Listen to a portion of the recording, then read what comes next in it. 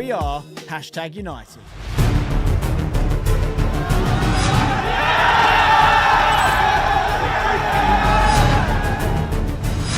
Play on advantage and Luke Mayparrott! Yes! It's fucking here! The 89th minute winner! Come on! Let's f***ing goal, boys! Come on! Toby, thinking about a shot maybe. Is it?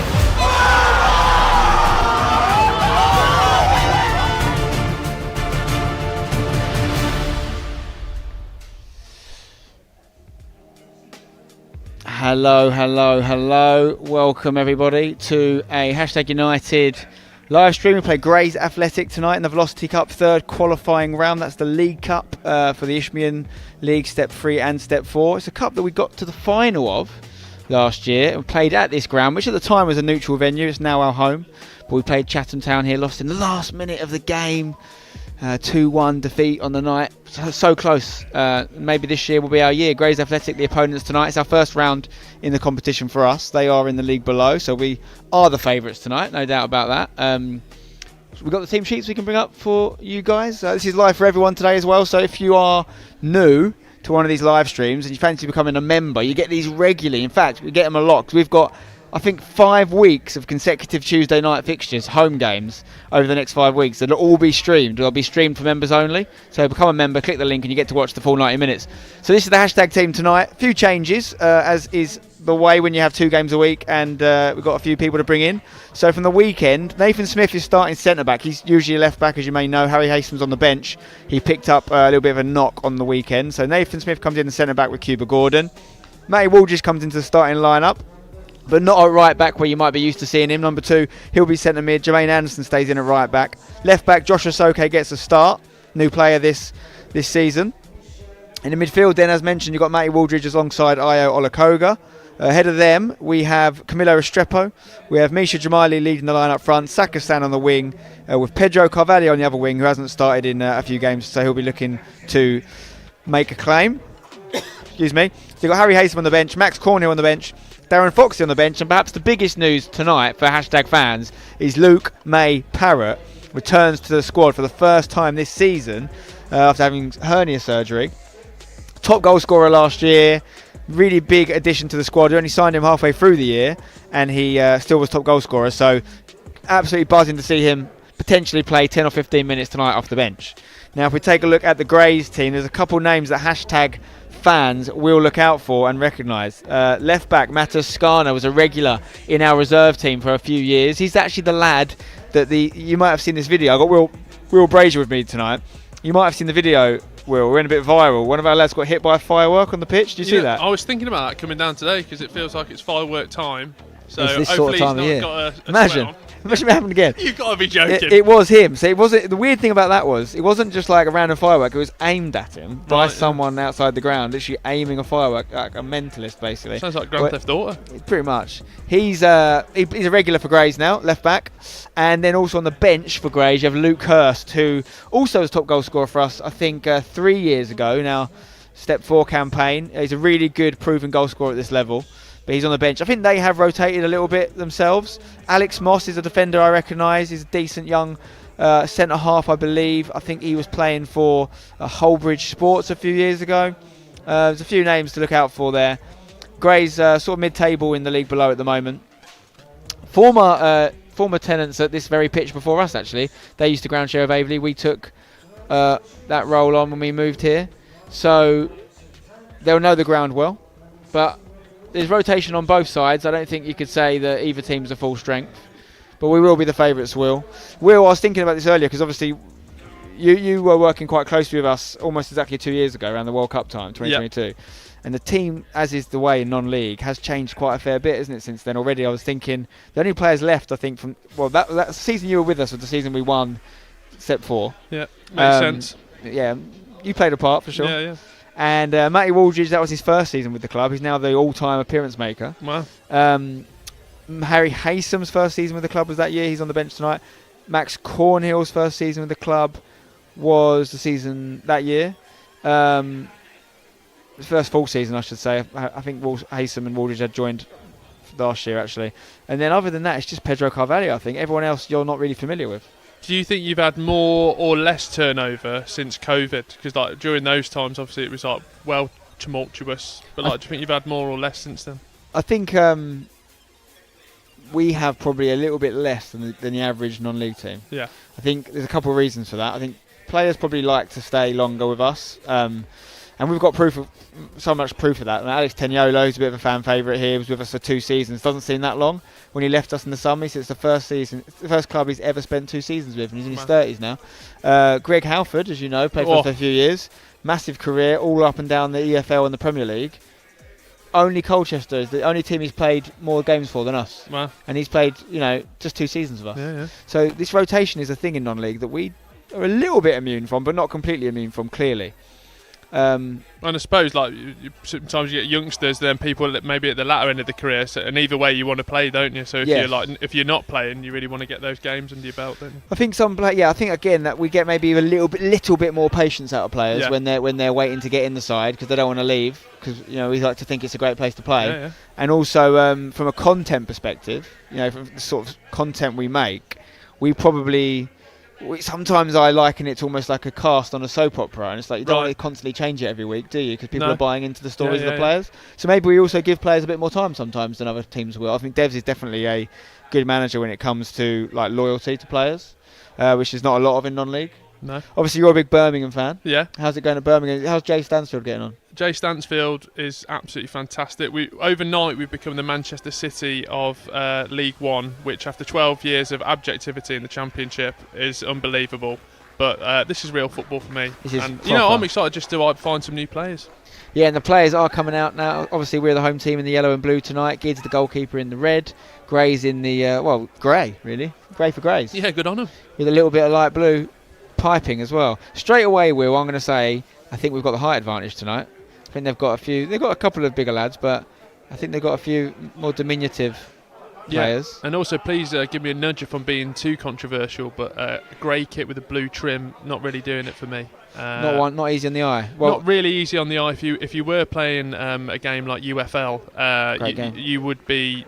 You wouldn't want to match with a grey and blue kit, would you? You wouldn't go blue numbering on the back either in hindsight, because I cannot see those numbers at all, can you? That's a nightmare. Obviously, you know the Greys team inside out, so I'll rely on you just to say the players' names. But that needs to be white, that numbering on the back of the shirt. I will say, we had the similar issue last year with that tiger stripe shirt we had last year. I don't know if you saw it, the blue and yellow tiger stripes. I think on the women's kit, you have certain numbering you have to go with. It's like league numbering because they provide it because it's National League, and we went with the wrong colour and you basically just couldn't see the numbering at all. So interesting. Colour choice is key on the shirt as well. I do a podcast with Mark Goldbridge. Obviously, a package arrived from Hashtag the other week. I was really excited to sort of get my first Hashtag shirt, but only one shirt in there. So I could have bought you one tonight. To be fair. I don't want it now. Up the Greys. What do you think of this kit? What do you think of this year's kit? Yeah, no, I do like it. Lovely bit of detailing from a commentator's perspective, which I do regularly. The numbers are very clear, very specific. I was actually listening to something with Martin Tyler. Oh, yeah. He did some stuff with Ellis Platten, and he was just saying how crucial it is, but you don't think about it. No. Well, you probably think about it a little bit more. I like the way that they've got this sort of sash that carries on onto the short. Yeah, see that it's nice. Sort of piping? Yeah. It's very nice. And I think actually, I like the goalie shirt as well. Actually. Yeah, we've got a new one coming soon, to be fair. Gids, when we signed him, one of the sort of perks is we let him design his own keeper kit. Oh, that's lovely. But the downside was it takes a while to come because we signed him in the summer and they take a while, so it should be arriving in the next few weeks.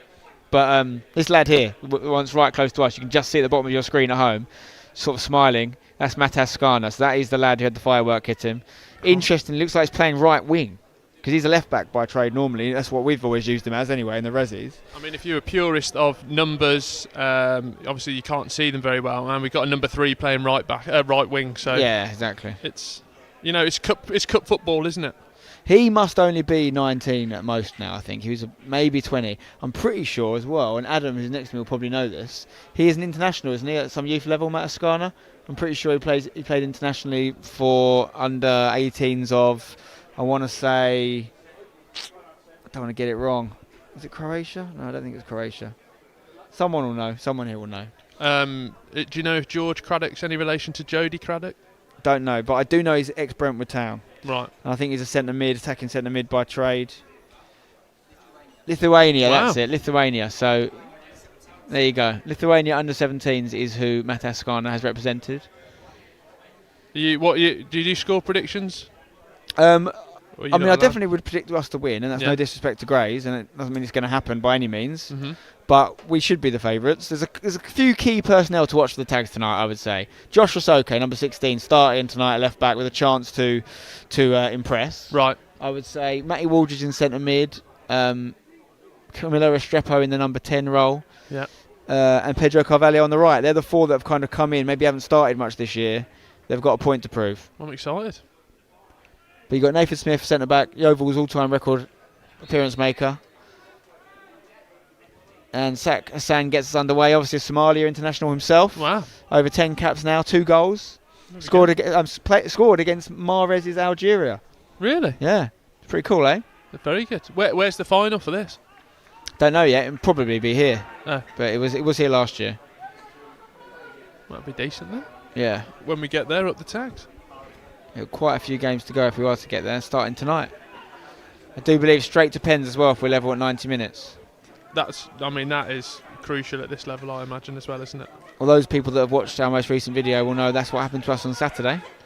Yeah. 1-0 up, considered a 97th minute equaliser. Controversial. Straight to pens. Very controversial. Did he actually have blood on him or not? He had a graze that had some blood around it, but it wasn't bleeding per se. A Gray's Athletic on him. Yeah, there you go. Very good. Very good. Already started, only had half a lemonade.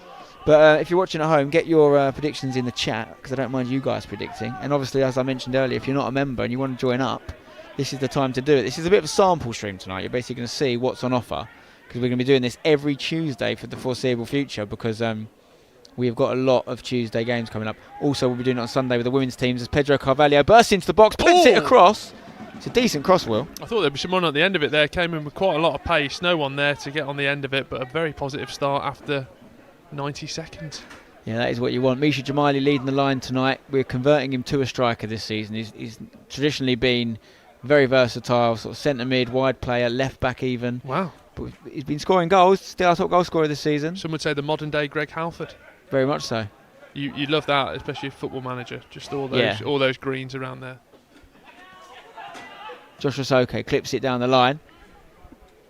Josh Rosoke is a left back who has a very good cross on him, I would say. He's wand? Definitely an attacking wand left back. What we haven't seen enough of him yet, because he's had not a lot of minutes this year, is his defensive attributes. He's got away with that one. And obviously he's got Nathan Smith who's playing centre back tonight, who's as good an idol as you could hope to have in the team to learn from. He's used to be the fastest defender on FIFA. Really? Yeah, in FIFA 17. My word. He's 37 now. Still got a bit about him pace-wise. Cuba switches it over to Josh Rosoke. How's your first touch inside? Just can't quite get it to sit for him. Very positive start. Yeah, you'd like to think we should be able to impose ourselves on the game, but we still need to turn Parkside here into a fortress. We've lost quite a few games here this year already. Sak tries to clip it through to Camilo. Camilo played Champions League futsal. What word? Yeah, it's from Colombia. I've learnt probably more in my whole life in the last 2 minutes 48. Internationals, Champions League football, futsal. Got all sorts going on here. Where's Toby? Toby not in the squad tonight, I think probably being rested. We've got a lot of games coming up. We may have a slight niggle, I'm not sure, but Camilo on the ball here, bursting forward. He's got Sak to his left. Lots of shirts in and around the box. Can he get a shot off as he weaves into the box? He's going all the way! Oh, what a goal! Camilo Restrepo from the favelas of Colombia. Are there favelas in Colombia? I don't know. There will be now. That is a My goal. word. And that is what Camilo Restrepo can do. Absolutely. It's the time for Strictly Come Dancing, and he's absolutely danced his way into the box, and a lovely finish there. I mean, he had all the grey shirts to the right of him. He had Sakazan relatively unmarked to his left, but he went, you know what, I fancy myself here, beat his man, and then a very casual, composed finish. And the man doing the score, it was that early on, he was still having his cup of tea, even though we didn't expect it to be that early. It was absolutely delightful. He got his hips out there, didn't he? Absolutely got his hips out. Yeah, they don't lie at all. They were absolutely, that was great. I feel like that demands a few people to join up. Luke Quaggan's joined up for his 22nd month, a member. His prediction, by the way, is 3-0 to the Tags. Alice, 21 months, she says love from Perth, Western Australia. J Hot Corner, 42 months. Afternoon, everyone. Loving the midweek match. Thanks for streaming it. Come on the Tags. We've got lots more coming every Tuesday. We've got Southend United next Tuesday, here again, in the Essex Cup. So our first ever meeting with Southend. Is that the one you played Colchester in Yes, last year? Semi-final, yeah. And they played 7 first teamers against us. Cheers. Still only beat us in the last minute, though. Exactly. That's what the tags bring to the table. We don't know what sort of team Southend will put out next week, but we have never met their men's team before. We did meet their women's team. Oh my word! Bursting through here. The Oh, Red what a Arrows. run this is! Can he put it back across? Oh! Nearly an OG. I mean, that is down each wing and everything's so direct and so fast. I mean, I'm not even sure. Was that Io? No, it wasn't Io. It must have been Pedro. It was Pedro. Pedro, the run down the right there, just couldn't get quite the final pass off. But it's going to be a left-footed in-swinger for Josh Rasoke now. What did you say at the start of the game? You had a look down the lineups and you said we've got the height advantage. First corner to come in. There you go. Will Let's that hope so. tell? Let's see. Gordon, number 14 for me. Yeah, he has got the pedigree for it, no doubt. Corner comes in. It's in the near post. Ooh. Chance for Pedro to put it back in the mix. Oh, Nathan Smith. Swing a foot at it, Nath. oh my word! He's gone right foot. And you'll get it going again here. Rasoke lifts it in.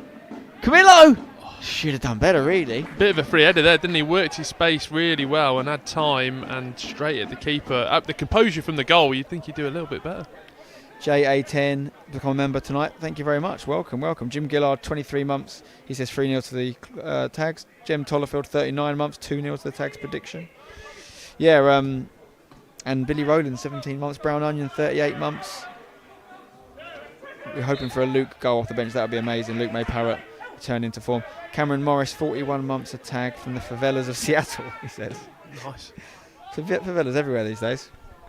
Do you? I was going to ask a question about the refereeing, but as your position, do you like? Are you? Well, I'm a qualified ref now. Oh yeah. So When did you do that? I did it as a video that still hasn't gone out. I wanted to see how the other half live. Yeah. And it was a very eye-opening experience. And then I refed the game at the Valley as the finale of the video, which will be out on my channel at some point. Oh, nice. Yeah. Enjoy it. The game I refed, I did enjoy it actually. Yeah.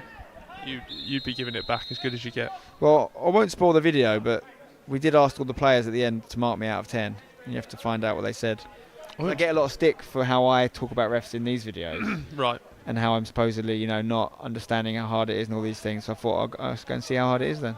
I actually my favourite thing to do down St Andrews is just go at the liner, not aggressively, just keep him on his toes, because I think that's his job at the end of the day, to stay on his toes. It's his job to take abuse from people. It's my therapy session. I think it's a lot of people's, to be fair. Josh Rasoke clipping it forward. Nathan Smith volleys it straight at a Grays player. It's the furthest into hashtag territory they've been this game so far. Can they get across in here from the wide area? Not bad feet there from Matas Skarna trying to make it work, but Misha Jamali can hunt this down now. Oh, handball. Oh, he's still through. got it. He's through anyway. Can he get a shot off? Keeper could have been lobbed there, I reckon. Still could be. He's tried it a bit late, hasn't he? His keeper trying to get a contract there, because that dive is absolutely criminal. Yeah, could he have just caught that? Yeah. Potentially. He could have caught it, sat on it, and had his Sunday lunch, because I don't know what he's doing there. It's interesting Mish went for the lob. He probably went for the lob a second too late, or maybe 2 seconds too late, and he went for it the wrong side of the goal, because the opportunity was to the right of Mish, and just to clip it over there. But another corner, taken short. Camillo picks it up, goal scorer here, the early goal against Grays. Walking his way into the box, putting it across, and Camillo, he's going to cause them all kinds of problems tonight by the looks of things. I feel like he's beating every man that he takes on at the moment, and he looks confident in doing it every time. The thing I would say about Camillo is that we had a friendly recently against Haybridge, and they're the same league as Grays, league below, and Camillo ran the show. Really? And I feel like he's not had enough football at the level we're at yet to truly sort of say he's a regular, but How old step is he? 4, he's only 20 or maybe 21. Oh, wow. But step 4 he's definitely would be a very, very dangerous step 4 player. Yeah. I think it's just seeing tonight. It's just whether he can convert that higher up the pyramid. But he also loves a 4G. He's not one of these. He's a futsal player, right? So Right. the quality of the pitches and some of the Yeah, grass pitches makes it very hard for him to do what he does. But on here he can dance. He just looks like the anticipation. It just feels like he's half a step of everyone. Iola Cougar dropping in here to pick up the ball. Shares it to Nathan Smith.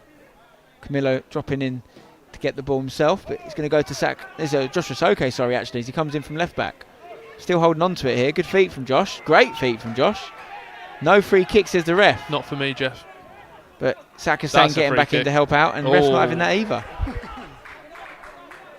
No, I think that was fair. To be fair, a bit of a loose pass here, but picked up by Hassan. Shout out to Sonny Salopian, who's done a £1 super chat. Appreciate that. Straight into Dev's transfer budget. Mike Ponsford, 37 months. He says, do we have an update on PK? We originally were hoping for PK to potentially play a role tonight, much like Luke will hopefully do. But he has a little bit of a setback with his injury recovery. Nothing major, but we think it's just going to be a couple more weeks until we could potentially see him. Graham Stevenson, 39 months, says, haven't been able to watch in a while. Been looking forward to this all day up the tags. Graham, great to have you here, mate. It's so nice, isn't it? Just to be able, do you enjoy being able to showcase the games live even more than the highlights? Well, yeah, I mean, we're not actually allowed to do it on Saturdays at 3 p.m. How mad is that? I know. Wow. The 3 p.m. blackout rule applies to us even in the 7th tier. Oh, here we go. Mish. Oh, he's just got it stuck under him. Even for League One level, I just think people are missing out on. I just think it's supporting bonkers. New teams. Even the Premier League, it's bonkers that every other country can watch the Premier League 3 p.m. kickoff apart from the country where it's happening in. What's that about? No, it's it needs to change, and also that's where the new generation's going to find the new teams. Not by you'll get to a game by watching a team first, probably on telly or online. League One. The idea that streaming a hashtag 3 p.m. kickoff would stop someone going to. Yeah, I don't know about you. If you're going to a West Ham game, you're going to a West Ham game, aren't you? It's not like there's empty seats. These crowds will fill up anyway at the high level. Sack's trying to kick it around his man here. Gray's back on the ball. Skarna goes home to the captain. Dispossessed though by Sack, picked up actually from Sack. It was Pedro that dispossessed him. Can Sack get a shot on the right foot now as he drifts into the box? Oh. Might have been goal bound. What do you think? It looked like it was going bottom corner. Good overlapping run there. I thought ball could have been slipped in, but then he made the most of the space, got the shot off. But it's been all the tags. Yeah, as things are currently looking, you'd like to think this could be a good day at the office for us, but anything can happen in football, and it's only one goal at the moment. It's a lot less physical than I remember. Do you think the 4G pitch odes to a bit more get down, play it, nice stuff? Well, yeah, you definitely, if you want to play like that, you definitely have an opportunity to. Where some pitches, it doesn't matter how good you are, you have to go long. You have to play the conditions. So here, if you want to actually move the ball around, it's a nice way to do it. That would be me, number 16, straight out. I don't know what he's seen there. I think his left back's gone inside, hasn't he? You know what that is? That's having a grey shirt. Yeah, but was it Manchester United who famously had a grey shirt and changed it at half time? The Southampton game, wasn't it? Nice stuff. Some real nice interchanging stuff up the front. So that season that you were with us when we won the league and we went up, Pedro actually left the club in the summer because he went to go pro in Luxembourg. Really? And he had a little bit of time there, but ended up coming back to England. And obviously, we re-signed him. But did you have a good time out there? No, not particularly. Really? The manager who signed him didn't really last very long. Got sacked, and then it was one of them where he wasn't in the plans of the new manager, I think. I mean, it's such a chance to have a life experience, isn't it? But then you are out there to do a job and progress your career as well. It was a chance for Europe and stuff out there then. The league, they were in the top flight of Luxembourg. So if that team had got, I think, in the whatever position in the league, they would have been in Europa League or Conference League. But he didn't get to sort of really have a proper go at it, bless him. But their loss is our gain. We got him back. We're doing some nice stuff here. As Mish, that's got to be a foul. That's got to be a booking for me. Well, because Mish could have carried on there. Yeah, there's no reason. Shot off. Taking it quickly here. Waldridge finds Sakasan. Going to give Josh a lot to do there. He's not quite got there in time, I don't think. Speaking of conference level, Europa Conference League, I was at Shrewsbury Town last Thursday to watch the Welsh champions TNS versus Estania. Total Network Solutions. Yeah, well, it's not that anymore. No, they're not allowed to be called that anymore, are they? No, they've found a new acronym, haven't they? Do you want the history of it? Well, I do know, but I remember looking into it because it stands for something else now. Isn't it? It was Total Network Solutions. That went to BT. Then they needed a new name, so it couldn't be called BTFC. eBay nearly got interested. They didn't do it. And then they basically Oswald Tree near Wales, and they have a famous saint, so they're now called the New Saints. That's it. Yeah, I knew that. I remember looking into it. 800 people there. Trying to film a vlog. A woman from UEFA came over, said, "You can't film here." I said, "I'm filming myself." She said, "You can't film in the bowl." I said, "There's 800 people here. Calm down." I know. It's funny, isn't it? It's ridiculous. There is a team, probably actually not a million miles from where you're from. There's a Cadbury team, isn't there? Yeah. And they are actually a Cadbury associated team. So there are teams still in the pyramid with like brand names, if you like. They play on just outside the factory, I think. Yeah. Location Football did a nice video on it. Yeah, I think they're sort of step 5, step 6 maybe. Yeah. Yeah, because they were it's quite pertinent for you, isn't it? Because they were the first team in Britain to have a sponsored name. What's the one they'll be dancing in the streets of? What one's that? What? There's a team. I thought it's not Total Network Solutions. There's another one, isn't there? I can't remember. It's got a funny name. They'll be dancing in the streets of. Because we always say they'll be dancing in the streets of hashtag as a joke, but we've nicked it from somewhere else. I can't remember where it is. Someone in the comments will Total remember. Network Solutions. I don't think it's Total Network Solutions, but it's like they'll be dancing in the streets of blank. Yeah, it's a weird. I know you won the competition, but it was a very weird affair. Which one? What competition? The Conference League, West Ham, sorry. Oh right, the Conference League. Yeah, European champions, mate. Yep. Misha, first touch is key. Still going here. Hit that. Can he get it on his right foot? It's not his favoured. Deflection, corner. It's been so good. Every time in that final third, everything just feels so direct, really sharp, and one step ahead.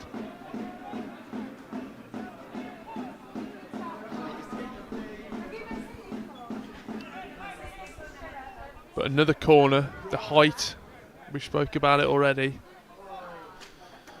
Gordon for me is going to get a headed goal today, I've said it. Quite interested to see what the lino does when he's got a bit of off camera time down here. Well, the guys at home can't see him, remember, so yeah, no, I'm just you can be on lino watch. Yeah. Joshua Soke corner. This one's got maybe too much on it. The last one was near post, this one is far post. Stayed on though. Grays looking to counter here. Oh, is that onside? Lino says yes. It's through. 1-on-1. Chance for Gids to get busy. I don't think that's got a touch from any of us, has it? I think that's just a goal kick. I mean, you talk about down the other end, the composure's been so good. Literally out of nothing that wasn't it? A little deflection through. Felt like he was just on and should have done so much better than that. It's not even gone out for a corner. Yeah, that's a big chance for Grays. And that's exactly why I said we can't get too comfortable at 1-0 up, even though we've dominated thus far. We need goals to ensure progression in this cup. If you are just tuning in, welcome to everyone. This is a live for every single person, absolutely free game tonight on the hashtag channel, full 90 minutes. We do this regularly for our members, £5 a month, and you get sometimes 10 plus games a month, fully live. You get 90 minutes coverage, you get extra bits as well throughout the season. You get your nice little badge next to your name whenever you comment on the videos as well. And there's lots of members in the chat tonight. You can see in the chat because they've got that hashtag emblem next to their name. And you get women's games as well and reserve matches live streamed on Sundays, the women, Friday nights, the reserves. So if you're a real hashtag fan, you want to stay abreast of everything that's happening at the club, the £5 membership is a really good way to do that and to support the club as well. So we're going to actually have a Tuesday night men's first team game every Tuesday here, I think for the next 5 weeks. We've got loads of games coming up. And then we're going to be doing the women's games. We've got some massive women's games coming up, including this Sunday, FA Cup action. We're playing Wroxham, who are a couple of tiers below us. We're big favourites for that one. Is Chris Sutton's son still there? Is that the one? The men's team, potentially, yes. He's a goalkeeper, isn't he? But I don't think he's in the women's team. Well. Camillo, out to the left. Sakasan looking to get this cross in towards the back post. Waldridge gets a touch on it. Mish unable to make it stick. We've just got to be ruthless tonight because there's a lot of. Oh, what's he thrown out as an injury? What happened? Oh yeah, what's he done there? What's happened? Oh, it's defender. He's got an issue. Yeah. That grey kit, you're actually just blending into the Hordens. Yeah. Yeah, it's an interesting one, this, because we haven't had the best start to the season, I wouldn't say. Well, certainly not in terms of league action. There's a lot of players there, even that are starting regularly, with a point to prove, not to mention the ones that aren't starting. So maybe sometimes you could be forgiven for taking this game a little bit less seriously. But I think actually there's no room for us to be complacent. Everyone needs to get playing well so it clicks, so we can start picking up the points in the league. Even the guys that are starting are probably worried about losing their spot. So I'm hoping that we hit this game with real intensity, as I think we have so far, and send out a bit of a message and don't take our foot off the gas at all. Well, and also, like you mentioned, the sheer amount of games that you've coming up at the time of year about it as well. Like I imagine there's just off the top of my head, more injuries and more chance for injuries as well. So you want to have a quality squad and a squad that's at it. And I don't get to see many hashtag games, but it's started very brightly. Yeah, no, it's been good. It's been good. Grays were a real rival of ours in our promotion race from Step 4. They was in and amongst the playoff race generally. They've dropped off a little bit in the last few years. Grays, for me, like growing up, feels like they were like National League. They did. I think they were in National League. They definitely had a decent FA Cup run once. I think they got to the first round proper, at least. I remember watching them on TV. But for a while now, they've been around Step 4. And they've actually due to move just down the road, a club called Thurrock, who went out of business. They've had an empty the one that you used to do stuff with? That's East Thurrock. It's a different Thurrock. They've also gone under now, which is a shame. But Thurrock, what used to be known as Purfleet, down the road. Right. They had a stadium that's been bought by some developers, but it's been gifted to Grays. So they're going to have their own home for the first time in, I think, a few decades. Eventually, when they get in there. So, wow. Yeah. They probably had their eyes on other things outside of just winning football matches last few years. Fair to say, they've got a lot of projects going on. So. Yeah.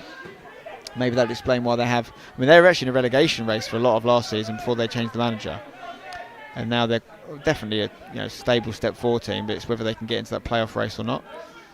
And is that like for you as well? It's just getting the foundations in, like for them to have that ground that you can really kick on. Yeah, and I think Grays have been around a long, long time. Most of the clubs we come into contact with have been around for a long, long time, and it's fair to say we're not front of the queue when it comes to teams being given out grounds, Is that what it would come like? Can you not be like? Obviously, Grays we're in an area that is synonymous with Grays, right? We're in Thurrock, part of Essex, and so they're part of this district.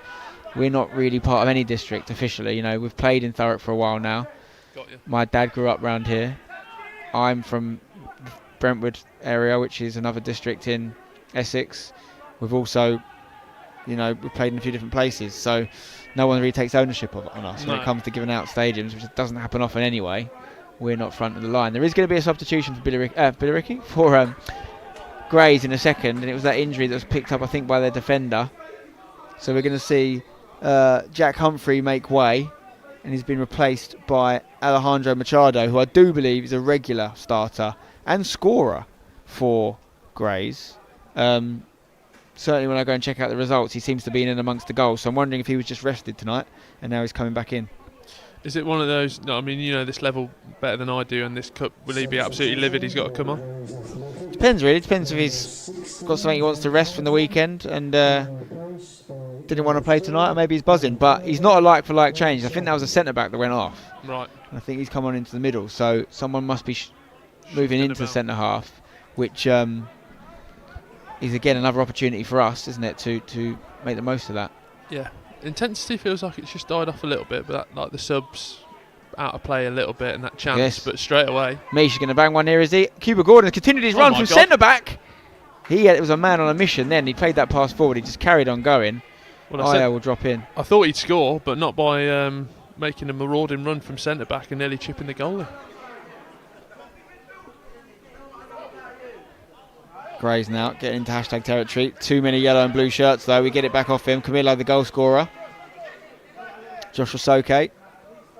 Nathan Smith. Some people asking who's on commentary with me tonight. I don't think you've seen him, but we have got a camera. We'll show you later. His name's Will Brazier, if you didn't know. He's a regular on Mark Goldbridge content. Used to be a regular on our content back in the day. Good friend of mine. All round, well, I'll say you're a football fan, but you support Birmingham, so you don't really know what you're talking about. Mate, honestly, the football we've been playing this year is... like, we've had 70% possession average in every game. Wow. Who's the gaffer these days? Chris Davis, Ange Postecoglou's number 2. Really? Was with Brendan Rodgers. Young manager with a bright outlook, and the future's only bright for Birmingham City. Think you'll go up this year? If we don't go up this year, it'll be one of the biggest farces in football history. Like, the squad's just ridiculous. Yeah. It wasn't Stansfield a record transfer back. Oh, we were together, weren't we? Yeah, I forgot about that. Yeah. Here we go. Get it to Sack. Play him. Well, he's gambled on taking on the player there, Camilo, but he could have unleashed Sack a bit more unselfishly, I think, there. But he gets it to Joshua Soke. Now it is Sack on the ball. Grays, though, have had a chance to get back into position. Olakuga. Matty Waldridge. Io just thinking about what to do. Goes to Cuba. Nice pass. Got Jermaine to his right. Finds him. but we are unable to make anything from that. Front three Yarns, our very own Yarny. Oh, wow. Stuck a super chat in there. Yarny, you didn't need to do that, mate. Love that from you, though, my son. Hope you're well. Those you remember, Yarns was a regular social media guru, presenter, everything. Now these days, absolutely flying in the presenting game. You ever worked with Yarny? Yeah, we were speaking the other day, actually. He's absolutely thriving there, isn't he? He says he misses the Len salmon. Have you been to Parkside, Yarny? Good to see you, though, mate. Thanks for that. Zach Org with the 199 super chat as well. Says hoping for a good result today. Spence up the tag. Yeah, it would be nice to keep getting some momentum. Is that normal just to only have 4 subs? Was it just because it's cut? No, we're just a little bit short Right. bodies at the moment. We've got Harrison Day, who's on loan from Dagenham Redbridge, is got to miss this game with the final game of his concussion protocol. We've got Toby, who's ill, as we mentioned earlier. We've got Hit that. PK still injured as well. Joe Christou out for a few more weeks. So we could easily have a few more names on there. I remember when I was... Oh, they're in here, Grays. Oh, terrible pass. Cuba to Maldridge. Can we get up now? It seems to be Camillo and Mish a bit isolated down the middle there. Pedro just catching up. Sack on the left now as well. It doesn't feel like Grays are going to be creating much. I know they had that big chance, but that came from a deflection. And as soon as it gets into that second, final third for them, it just doesn't feel like it's clicking at all. Loads of time and space though for Nathan here. He's got Sack who's come deep to receive it. Josh Rosoke kind of underlapping into the midfield area at the moment. Speaking of that, a former fullback turned centre mid, Matty Waldridge, has sprayed this out to the right. Pedro's going to get there, plays the first time cross to Misha! Oh! And that is liquid football. I say Misha, it's not Misha that scored that, is it? It's Jermaine Anderson. It's Jermaine Anderson, what's he doing up there? From right back, by the way. Look at the switch. If you actually follow the run of Jermaine, it's a really good run for the centre of the pitch. And he puts it in at point blank range. I think only his second goal for the club, the right back. But it started by a former right back turned centre mid Waldridge. Big switch over to Pedro. First time cross. We like that, don't we, Will? This is liquid football. It's very reminiscent of the stuff I've been seeing down St Andrews. But the cross in, I mean, the switch of play was key, wasn't it? But that first time cross, the pace and accuracy of it, and even the way the finish was taken. What are we in? 26 minutes in. It's been all hashtag and you got 2 goals. Love it. Absolutely love it. Come here more often. If you watch that back on the stream, guys, just rewind back and watch it and follow the run of Jermaine Anderson. He sees his right winger get the ball and just goes, you know what, I fancy this today. Just runs for the box. Fills that area that you'd expect a striker to be in. But he's there. And Pedro with the sort of bravery to hit that cross first time.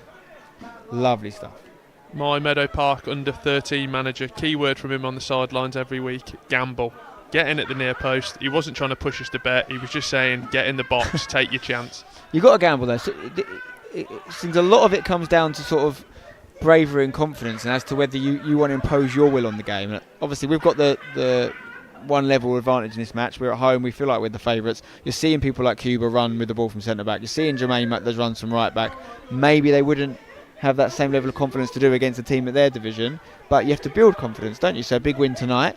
We go again in the league on Saturday at Cray Wanderers away. We can take that confidence into it, and as we should, because Cray are bottom of the league. Until recently, their only win this season was against us here, which was a really poor start to the season for us. So we've got a bit of a grudge to bear against them on Saturday. Well, and as well, I don't know how many seasons officially you've been doing it now, but do you feel like, you know, the old adages of playing your way into the season, like you don't want to be peaking at the very start of it, and, you know, judging by this performance as well, like to have the confidence to just take that cross first time as well. Like, yeah, normally that's a touch and then put it in, isn't it? But it was such a good delivery. And it was, I think, just a testament to the run that Jermaine made as well, that Pedro saw him there and just thought, yeah, I'm going to find him. But you're totally right, especially if you're sort of maybe aiming for like a playoff place. Much better to be in and amongst it in January and then put a run together than it is to drop off. Because even if you get the playoffs, if your form's on a downward spiral, you ain't going to win them. And how many times, like, you've seen enough campaigns in the EFL, even at this level, like, you know, like Leicester last year in the Championship, they were about 30 points ahead at one point and nearly lost it. There's definitely a mindset thing, isn't there? 100%. Lovely little pass disguised there from Nathan to Josh. Sack to Josh, who's picking up lots of attacking areas from left back tonight. Back to Sack, gets caught under his feet a little bit, but he's got it where you want him to have it, in the box now. Weaving, hits the shot. Just too much lift on it. It's just so good in that. Like, I mean, compared to Grays, I don't want to be throwing them under the bus, but like when you guys get down into those final third areas, it's either a cross, a shot. There's always some sort of output from it, and it just looks so deadly. Petrus the Blue, 38 months a member. We love that, Petrus. Thank you, mate. Yeah, the question in the chat: where are we in the league right now? I think we're 18th last time I looked. We're in and around the relegation spots at the minute, but we have got a lot more to show. We've had some really hard defeats and draws to take, and I expect that to improve rapidly, to be honest. We played Dulwich Hamlet on Saturday. We were the best team in that game by far, and they're 10 places above us in the league. So, yeah, I'm not worried. Has that been like one of the toughest spells that you've had since starting? I wouldn't say so, because it's been like, just get rid of it. It's been like, a win and then a couple losses, then a win. It's not been like a lot. Last January was probably the toughest, or this January. We lost pretty much every game we played in January, and it was really frustrating. You played about eight games. Right. And we were in the playoff discussion, and then we just weren't anymore. And we had a lot of injuries, as people watching will know. We had 5 sort of starters all out for January, which killed us. I think where I'd say we're a bit different this year, I know this isn't necessarily replicated in the league table yet, but it's why I'm not concerned, is we've had a lot of injuries this year as well, but when those injuries are out, our starting 11 is still good. We went into Dulwich with 5 starting players missing on Saturday, and we were the better team, so the depth is better. We just had a few lads probably taking a bit of time to gel, and some unlucky moments as well. But even like things like this, isn't it? Like, for you to say some of the players that were like on the edge or like looking to impose themselves, like to have this bit of confidence put in them in the performance as well. Yeah, it's big. It's good. It comes at a good time for sure. Who was that that's just got a yellow card? I think it was for Malvin off. He didn't get the free kick that he wanted, and I think he was chirping a bit to the referee. Was it for us or for them? For them. Oh, okay. See, this is where we're getting killed here with these shirt numbers. Number 20. Number 20, we think. Okay, so we've got a corner for the tags again here. Sack's going to take it. Back post. Oh, it's a touch. There's a touch there. It'll be a corner if it goes, but Mish keeps it on. Pedro. Back to Mish. Can he deliver here on the left foot? He does. He's got a lot on it. Cuba's there, though. He'll hit it across. I'm not sure who got the final touch on that. It was either Camillo or Nathan. Who's claiming it? Oh, it's not been given. What's he done? He's given a foul, I think, potentially against Cuba, maybe? I don't think it was offside. I didn't see the flag go up. I didn't feel that was a foul at all. It must have been given against Cuba. Watch that back in the chat, guys. Let us know. Was that a good decision from the referee? I think is he saying he was both hands on the back there? But it feels like he's been winning every header anyway. He was going to win it regardless, surely. I'm just watching it back now myself. I don't know, man. I think that's harsh. I think that's a harsh decision. I think if it's 0-0, we get that. Yeah. Yeah, I didn't feel that. It felt, if anything, it was going to be offside, maybe. Yeah. But not a foul at all. I think if that's a Grays goal, it stands as well. What, because of the sort of time of the game? Well, I just think the ref is basically feeling a bit sorry for them. Not to say he should. It's only 2-0. Anything can happen in football, but I don't think that was the right decision. Waldridge, Camillo. Sack. Camillo's going to pick it back up. Already got 1 goal to his name. Potentially scored that 3rd disallowed goal. I'm not sure if it was him or Nathan. Josh Osoko with a chance to cross on that left foot. Good area. Oh. Wow. Causing all kinds of problems here. Cross came in. Misha Jamali threw himself at it. Has that clipped the bar, or has it clipped the bar behind the bar? I felt like it was the bar, yeah, but then it took a weird bounce there. We just get straight back on the ball again here from the goal kick. Like, I didn't even see that come back in. This is what you want. Total domination of the game at the moment, isn't it? If we're being honest.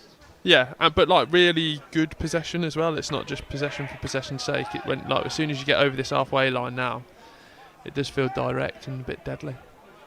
Saw someone in the comments ask, what is the Velocity Cup? So it's just the name, it's the sponsor. Velocity is a sponsor. I think they make 4G pitches, that's what they do. But the cup is the Isthmian League Cup. So it's our league, which is the Isthmian Premier League, which is step 3, the league below the National League South and North. And then you've got 3 Isthmian step 4 leagues: Isthmian South East, Isthmian South Central, Isthmian North, I think they're called. We were in the Isthmian North when we were in it. Pedro on the ball here, lays it off to Waldridge. Pedro back in possession. Already got 1 assist tonight. Almost finds Jermaine, who's hanging up in the box again from right back today. Waldridge trying to get it back under. Back to Pedro. Gray's unable to clear their lines. Pedro with another chance to cross. Well defended. It's all #United, and it's all looking good at the moment. Yeah, yes indeed. I want to see a bit more from... Who was it? Josh Rosoke, left back. I think he was the one that you sort of identified, didn't you, that maybe trying to impose a little bit. Yeah, not that he's done anything wrong, but... Well, the issue Josh has got is, I think, our most informed player this season and last season is Nathan Smith. Right. And it's very hard to get him out of the team at the minute. But Nathan Smith can drop into centre-back as he has done today, and he did on Saturday as well. So there is opportunities there. We've also seen Josh come in more attacking positions off the bench as well, like left wing. So he has got a few minutes this year, probably wants a few more. And Nathan Smith's not going to go forever. He's 37, you know. So if he can be patient, we just can't believe the levels that Nathan is continuing to maintain. It's quite crazy, really. You'd never guess he's 37 based on the way he plays. No, and like if the... Oh, my word. If the physical's there, obviously, like mentally, he's played at such a high level, like you can tell that's there as well. Yeah, 100%. Takes such good care of himself. Eats, you know, he has a ridiculously dedicated approach to food. I've never seen him eat, ever. Right. He wouldn't eat out, ever. Doesn't matter if you're in a nice restaurant or anything. He only eats stuff he prepares. You just digging me out because I'm sat here with a pint of lemonade and a Kit Kat. No, but that's your choice, mate. That's your choice. But if you want to play left back for the Tags, you need to probably ditch that. What, go for a Yorkie instead? Other chocolate bars are available. Do you know when you're identifying players for the club, is like versatility, how high up on the agenda does that go? I think it's the manager's decision ultimately, but I think every squad, it's good to have a couple of versatile players in there for sure, and they're going to be one of your favourites. But if you're signing someone to play a specific position, you know, you also want specialists, don't you? So depends. Our wingers are usually pretty versatile. They often swap wings. You know, we've got a lot of guys. Misha, like you say, has been deputising up front. We've had Sam Higgins sign in the summer and has since retired. We've had Luke Mayparrott injured all season. We've had a little bit of unluckiness in injuries in attacking positions. Mish is definitely one of the most versatile players at our club. Matty Waldridge, another one that springs to mind. Played both fullbacks and centre mid for us. Camilo's played everywhere in midfield, and he's played a couple of games up front for us as well. So Io's played fullback as well as centre mid. There's a lot of players here. There's only a couple that haven't played in multiple positions, to be honest. Cuba is an out-and-out centre back. Yeah.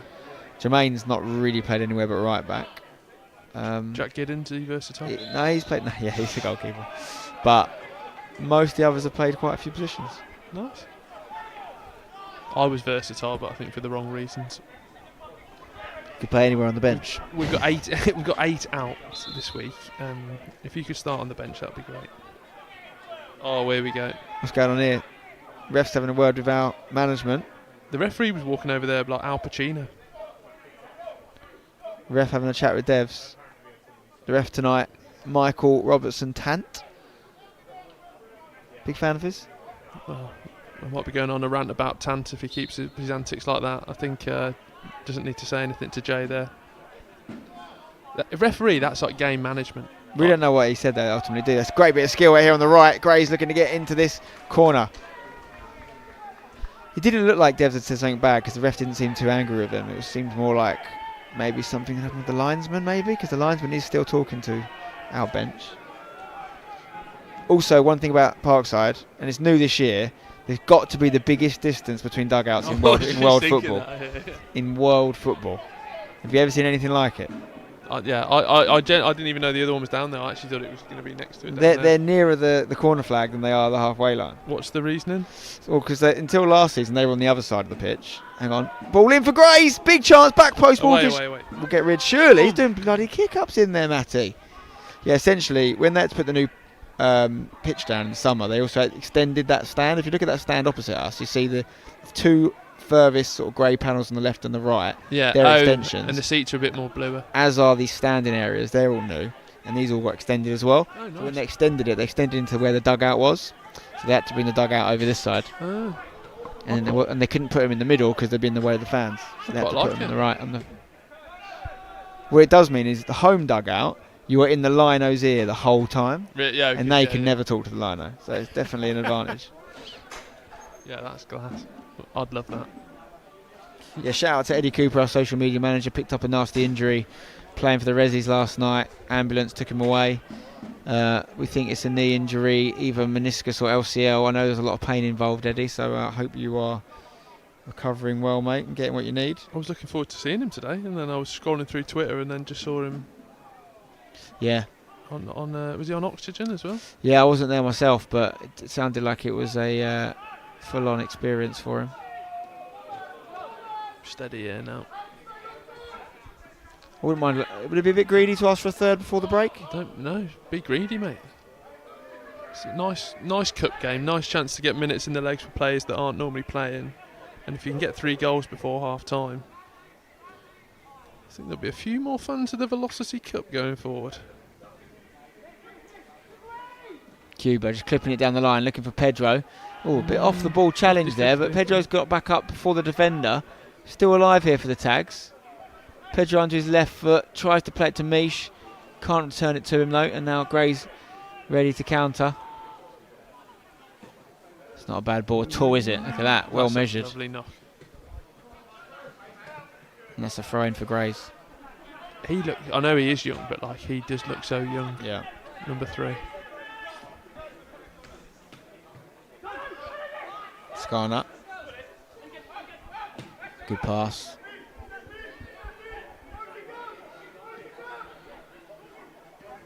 Gray's enjoying a bit of possession here. Good turn in the middle.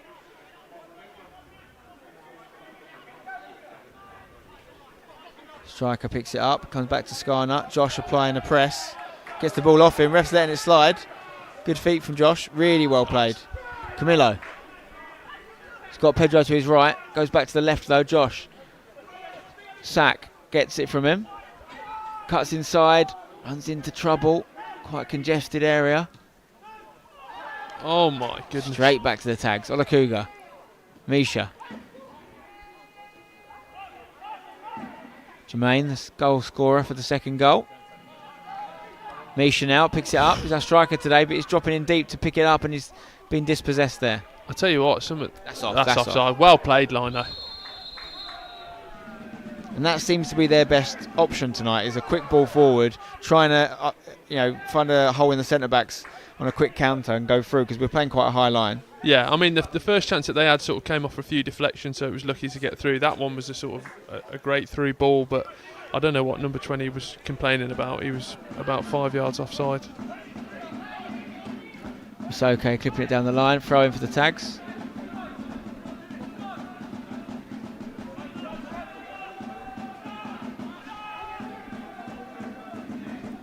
Just a couple minutes left of this half. It's been very one way. 2-0, I think it's a fair scoreline. Certainly shouldn't be less than that. Did maybe have a goal ruled out unfairly. What do you think? Yeah, I thought, he's winning that header, whether his hands are near his back or what the referee deemed on that chance. But it's quite interesting. It was 2-0, was it, when Grace had that chance with the one-on-one? Yeah. And 2-0. I think it was 1-0 when they had that, actually. Was it 1-0? It was at 1, yeah. Nathan Smith coming out of defence here. Gets it over to Rusoke. Looks for Waldridge.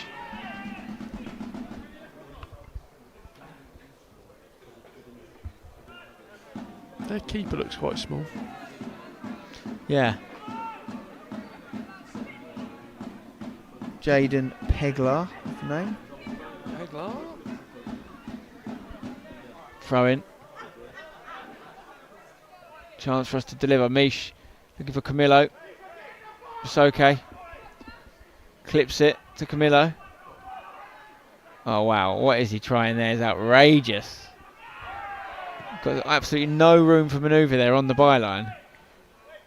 That's when you know the confidence is flowing like that, don't you, when you're trying to do a bit of FIFA Street over the players. Do you think he was actually trying to get it around him or just kick it off him for a corner there, though? Because the chance of that working is slim. I think the way that the game has gone so far and the level of performance, I think he was trying something a bit cheeky there. Something a little bit special. Those of you asking, I thought live games are members only. They traditionally are. We've just got so many coming up, guys. Every Sunday, the women's for the next all the next home games coming up, but every Tuesday for the next 6 weeks, I think I'm right in saying. Great challenge from Cuba there, by the way. He might have hurt himself in the process. Grays get it back, though. Chance, deflection! Oh. And that easily could have found the back of the net. Gids was watching. He was stood still there, wasn't it? It was so fast the way the shot come in. I thought it was nestling into the to the right of the keeper, but it's gone out for a corner. Just shows you how we can't settle on 2-0 because one goal and then all you need is one more and it's penalties. Bang. Especially now, like if they score from here, Yeah. with the amount of dominance that you've had. It changed Devs' team talk, that's for sure, but right now we're defending it as we approach injury time of the first half. Get it out, man. No chance. Go on, get this going, boys. There's the ball, there's the ball. Play it. He's found it, I think. Has he kept it on? Yes, he has. Is he? Io's going to get there? He does. Olakuga. He's got bodies joining him now in the edge of the box. Good first touch. Sakistan hits it. Too much. Yeah, as I was saying, we've got a lot of Tuesday night streams coming up, so we thought we'll do one for the whole channel to watch, enjoy a live game, and if you were to join up and pay your £5, you get the next month of games. That's going to be at least 5, if not many more, men's first game 90-minute streams on Tuesday nights, and then reserve games on Friday nights, women's games on Sundays. You're going to probably get 10 plus games for that £5 live streamed, and you'll see them before anyone else sees them. So we thought we'd open it up for tonight, let you guys all sample the goods, show you a bit of leg. If you want any more, it's going to cost you £5. Yeah, nice. Which I think is a fair price. Yeah, that's the going rate. Lovely bit of leg. There's a lot of members in the chat that can tell you what it's like to be a member if you're not asked their opinion, whether it's good investment. There's some guys in the chat that have been a member for the best part of 3-4 years now. Grays, though, looking to have a strong finish to this half. Where's this come from? It's going to be a corner. That's the thing, isn't it? Like, this must be the last attack of the half. I didn't see any. Yeah, I think it's going to be a minute, surely. He's checking his watch. We've had a minute now, so it will be it. I think Tant needs to blow up. Corner. Comes in for Grays. Gids watching it all the way. Catches it, and that'll do you, ref. Thank you, ref. It's not blowing the whistle yet. Thank you, ref. How's your touch, Josh? Good enough. You might get one more attack here. It's okay. It's a sack. Keep going. He's got a man over at the back post. If Sack can see Pedro, he has seen him. It's like he's listening to me. He's got the stream on in his pocket. Pedro clips it back in. Defender was lively to it. Pedro going to get one more go here to swing one in. Lots of defenders between him and the goal. He's still alive in the box. Mish. Back to Pedro. Worked that well. All the way back to Io. Very surprised the ref's not blowing the whistle yet. Chance for Pedro to cross. Oh, it's going to be a free kick, and that'll be it, surely. 47 minutes are on here. Rejinx has just become a member for the 39th month. Best streaming service I have. That is high praise indeed. Your Stinks, Brev, has joined up just now as well. Thanks, mate. Appreciate that. And there is the half-time whistle. 2-0 to the Tags. Could be a lot more. Will, what's your summation of that half? I mean, started off like a house on fire and getting the goals early on. It was just the sort of display of the dominance, wasn't it? I think you looked so good in that final third. The way the goal was taken for the first one, lovely little hip movement, wasn't it? And great finish. And the second one was a really good sort of counter-attacking, fast transition, lovely bit of quality. But then it just shows football. Grays had a few chances at the end, and 2-1 would have been very unfair, but could have happened. But yeah, a great heart. For my first hashtag game of the season, I've loved it. Not your last. We'll talk about that. Well, you're getting a good one tonight. I think you're getting good performances, and any Tags fans should be happy with that 45. I think there's more to come. The good news is, well, more good news is that Luke May-Parrott should, all being well, make an appearance in the second half, which will be his first minutes of the season after his hernia operation. And we know what this man can do. You feed the parrot and he will squawk. So we're looking forward to that. Dare I say, am I asking too much for a Luke May-Parrott goal tonight? Maybe I am. We'll find out. But we're going to have a little bit of content for you guys to watch during the half-time whistle now. Me and Will will have a little break, and we'll see you very soon for the second half. Up the Tags.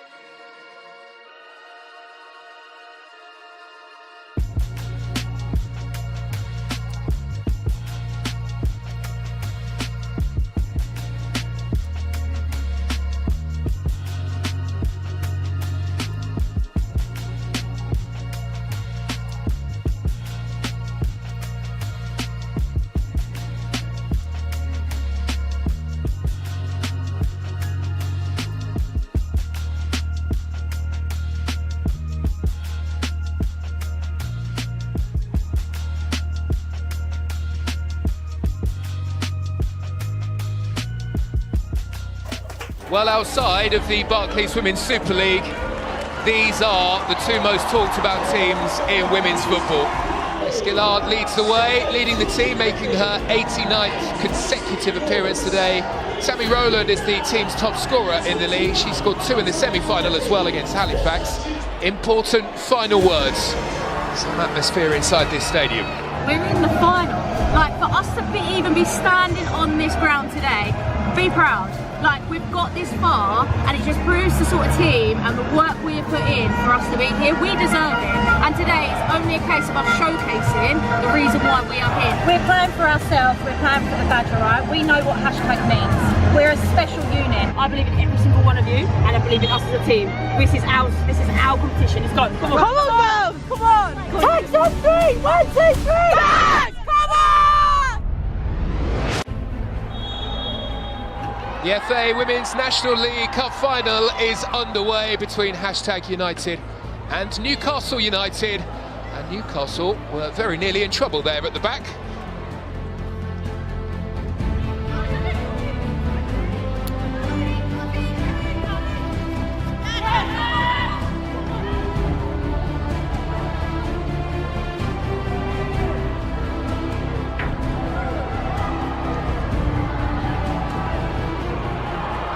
Giving the opportunity here to drive through midfield. McQuaid has found some room on the left, and here is Barker. Barker's delivery, looking for Galloway, and the first shot on goal is wide of target.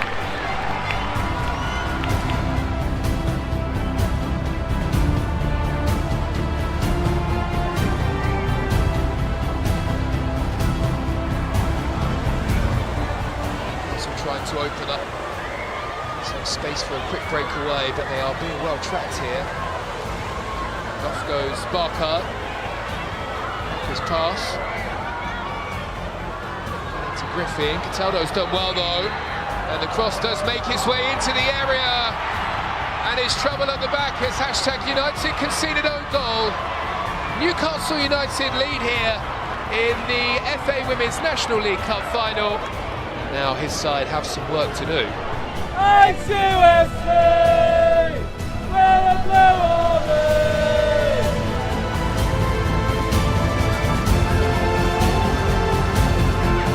Into the danger zone is the chance, and it is an equaliser. Hashtag United respond quickly to conceding. They've got themselves back into this one. Nichols is there with the goal.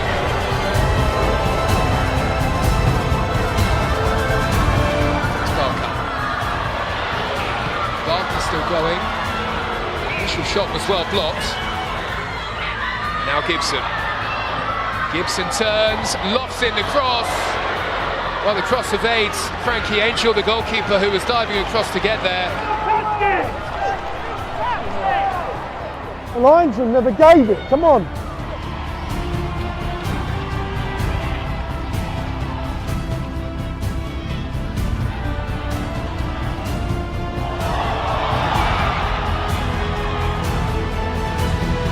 Hey, come on, when the opportunity's there, you've got to work closer together. She's doing all the running herself. Get closer to her.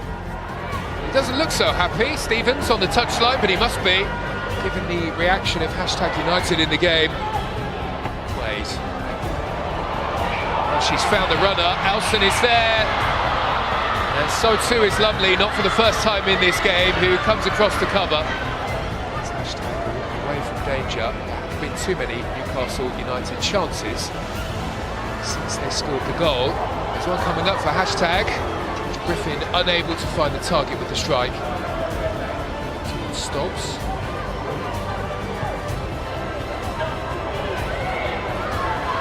It's come all the way through here, and Barker can attack. Barker up against Lumley, can't get beyond the Hashtag United defender. Can they get another go here? Now Gibson. Thank you.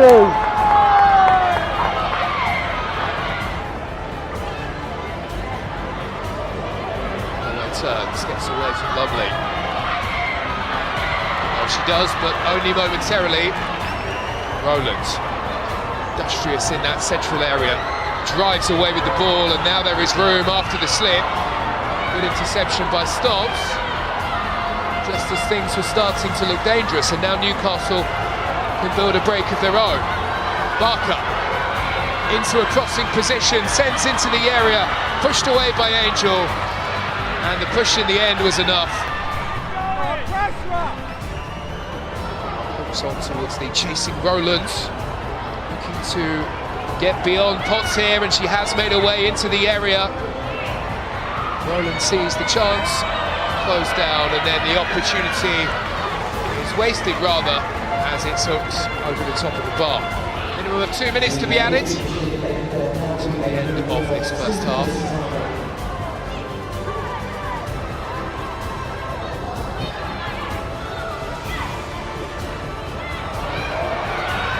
There's Barker. Barker on the run, chipping in towards the front post. Defence handling just about everything thrown at it so far. Just don't panic, you. Get it down, run it. You've got the speed. Well, there goes the whistle for half-time. Hashtag United pulling themselves level after the early own goal by Apindia, who was really unfortunate to turn the ball into the back of her own net. Nichols arrived in the box to volley in and to pull the game level. All square, all to play for in the second. Hashtag United won. Newcastle United won at the break. You've got to have belief from that half that you are more than competitive in this game. And that cup victory, which may have seemed to some of you before this game as being maybe a little bit far-fetched, is actually now a reality. Believe in it. Come on, this is a story. You're 45 minutes away from a story that is going to not just live with you, that is going to live in the National League. But you are going to have to dig in a little bit more. You're going to have to want it more than they do. Like I said, Sammy, you're having a game like I knew you would today. You're going to get that opportunity. Take responsibility. Yeah? Take responsibility. Work hard. Right? This is going to hurt. This next 45 minutes is going to hurt. But you don't get anything on a plate. They've got it all on a plate at the moment. Let's see what sort of character they've got. All right? So come on, let's go. Off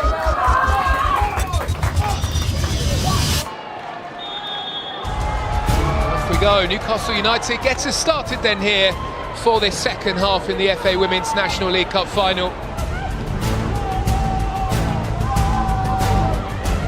Teams certainly do have options from the bench. Here goes Elson, set free by Galloway. Sends the cross in. This could be danger. McQuaid, though, runs into a brilliant stop from Angel. Newcastle trying to keep the move alive.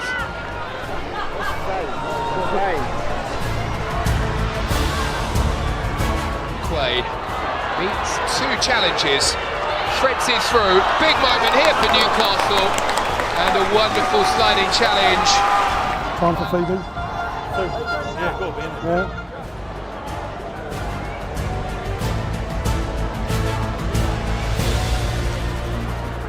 Flick on from Apindia, and that's a super ball. Newcastle are in, Barker there, and it's another top save. This time the feet of Frankie Angel, preventing Barker making it 2-1. Here comes the change. Gemma Baker is the one who will be replaced here. She will be replaced by Williams. So nice turn around the corner by Percy, and now hashtag United have the chance to break away. Griffin's ball, and now Rowland for hashtag United, brings out a brilliant stop from Donnelly.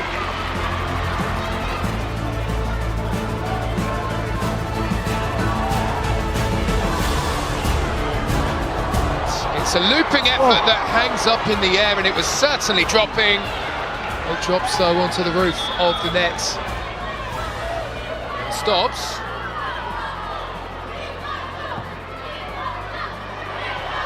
It's a nice delivery into the box. Gold sent one in. Angel there to grab hold again.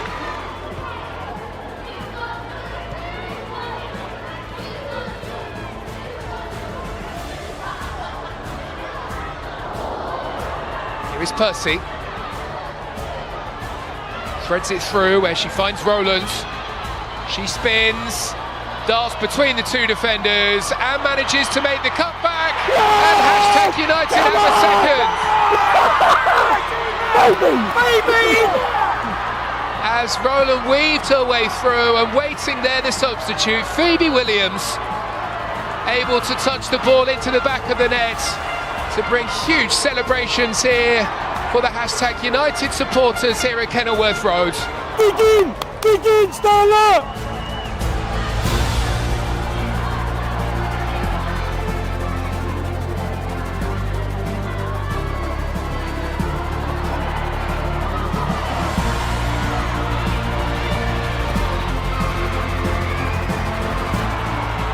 Park is still full of running. Scored the winner in the league against Wolves last time out. She's into the area here, and the bending strike isn't too far away. Doesn't look so good. That was a deliberate elbow. Oh, come on, look. Don't penalise us now for being 10 men now. Don't penalise us for being down to 10. You're going to stop the game because you missed something and you're going to book me.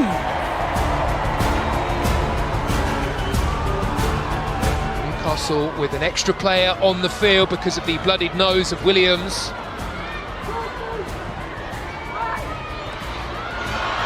Paige Bailey-Gale, was she challenged unfairly? Many Newcastle fans here inside the stadium suggesting yes.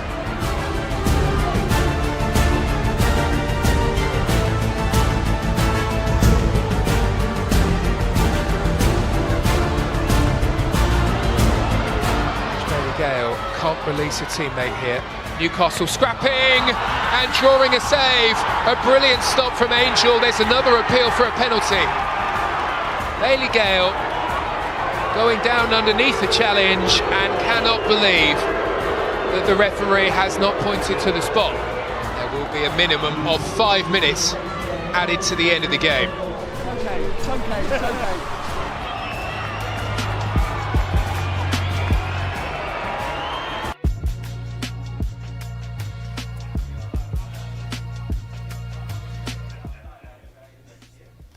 Well, if you want a job doing, do it yourself. I don't own a football club, but if I did, I'd make sure I was back for the second half. Absolutely shocking.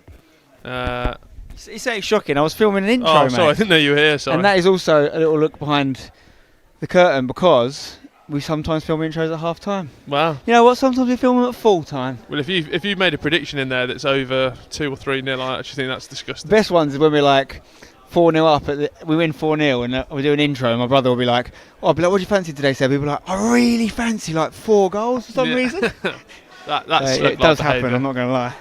Second half about to kick off. Any changes? Not that I can see. I was consuming a oh, there was. Any changes Both for the for tags? Grays. One for Grays. One for Grays, okay. Do you know which one? Oh, Skarna's gone off, the lad who used to play for us. Okay. Fair play. No changes for the tags. The one I expect this half is Luke May Parrott. I wouldn't necessarily expect any more. I don't know if Haston will be risked tonight, unless he needs to be. Maybe Max and Foxy will see a little bit of minutes, but we'll see. Loose pass already, the tag's already in. It's just been so sloppy at the back for Grays every time, and hashtag are on it, anticipating taking the ball. Is it sloppiness from Grays, or is it just a hell of a press from the tags? Ball in here though, they got a chance. Uh-oh. He's going to hit one. He's thinking about it. Where's he going? Taking his time. Nathan Smith standing him up. Goes to the cross. He's completely free. Io gets there in the end, but where was the marking? Where was... Jermaine is in a sort of central position right now. It's Io that came across. Oh, bit of a physical one on Mish there. Another one. Is that high studs showing? No? Ref says no. That was nice, that. That's the game I He's going want. to shoot again, thinking about it. Does. That's not a problem. I actually saw some fireworks go off at half time, not even joking. Yeah, I saw some as well. That's why they took Skarna off. They were like, not again. He's having flashbacks, PTSD. Marcus Tiffin, thank you for joining, mate. Danny Filmer, sorry, has become a member as well. We love that. You're very welcome, guys. Rejinx, 39 months. Yeah, we spoke to you guys earlier. What's going on here? Fantastic stuff. What's the crack? Gordon's just been booked. For what? I actually have no idea. Descent, maybe. I don't want to. I mean, tell me if I'm speaking out of turn, but the referee just feels like he's just trying to impose himself a little bit too much for my liking. Is that a bad thing to say? Is that allowed to say? Well, I mean, no, it's absolutely fine. The Okay. this is why I went and did a refs course, because I could see what the kerfuffle is. Because they do seem to lose their head sometimes. I don't know what that could have been a really good yellow card. I don't know. Keeper might have said something. This is the thing. What you can't do from this position is know actually what's going on. Exactly, especially for those. I just have a theory about referees that a lot of them are in it for themselves. Yeah. But not all of them, and not this one. He's a good lad. Tell you who's not in it from himself is Gavin Matthias, who's just done a 199 super chat. And if we score from this, Gavin, offside. Oh, it would have been dedicated to Gavin if we'd scored from that. But thank you for the super chat. He said, "What do you think of the West Ham pen on United? Yeah, never a pen. Basically, cost Ten Hag's job that." Carl Ben, thank you for 39 months. Always good to catch a stream. These are all members that have been members for a while, guys. But if you're not members, you can become members, and you get all these live streams. 39 months.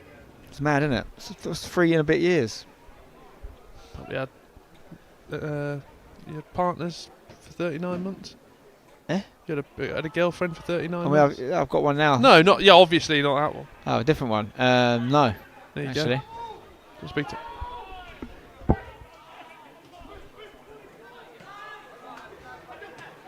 Gray's playing some better stuff here. They probably got a little bit of a talking to at half time, but hashtag are back on the ball. Pedro checks back. Jermaine. Waldridge clips it early. Lost possession in the process. Good turn in the middle here from the number 10 for Grays, who goes by the name of George Craddock. I thought he went off actually, did he not? Maybe he's not number 10. Yeah. No.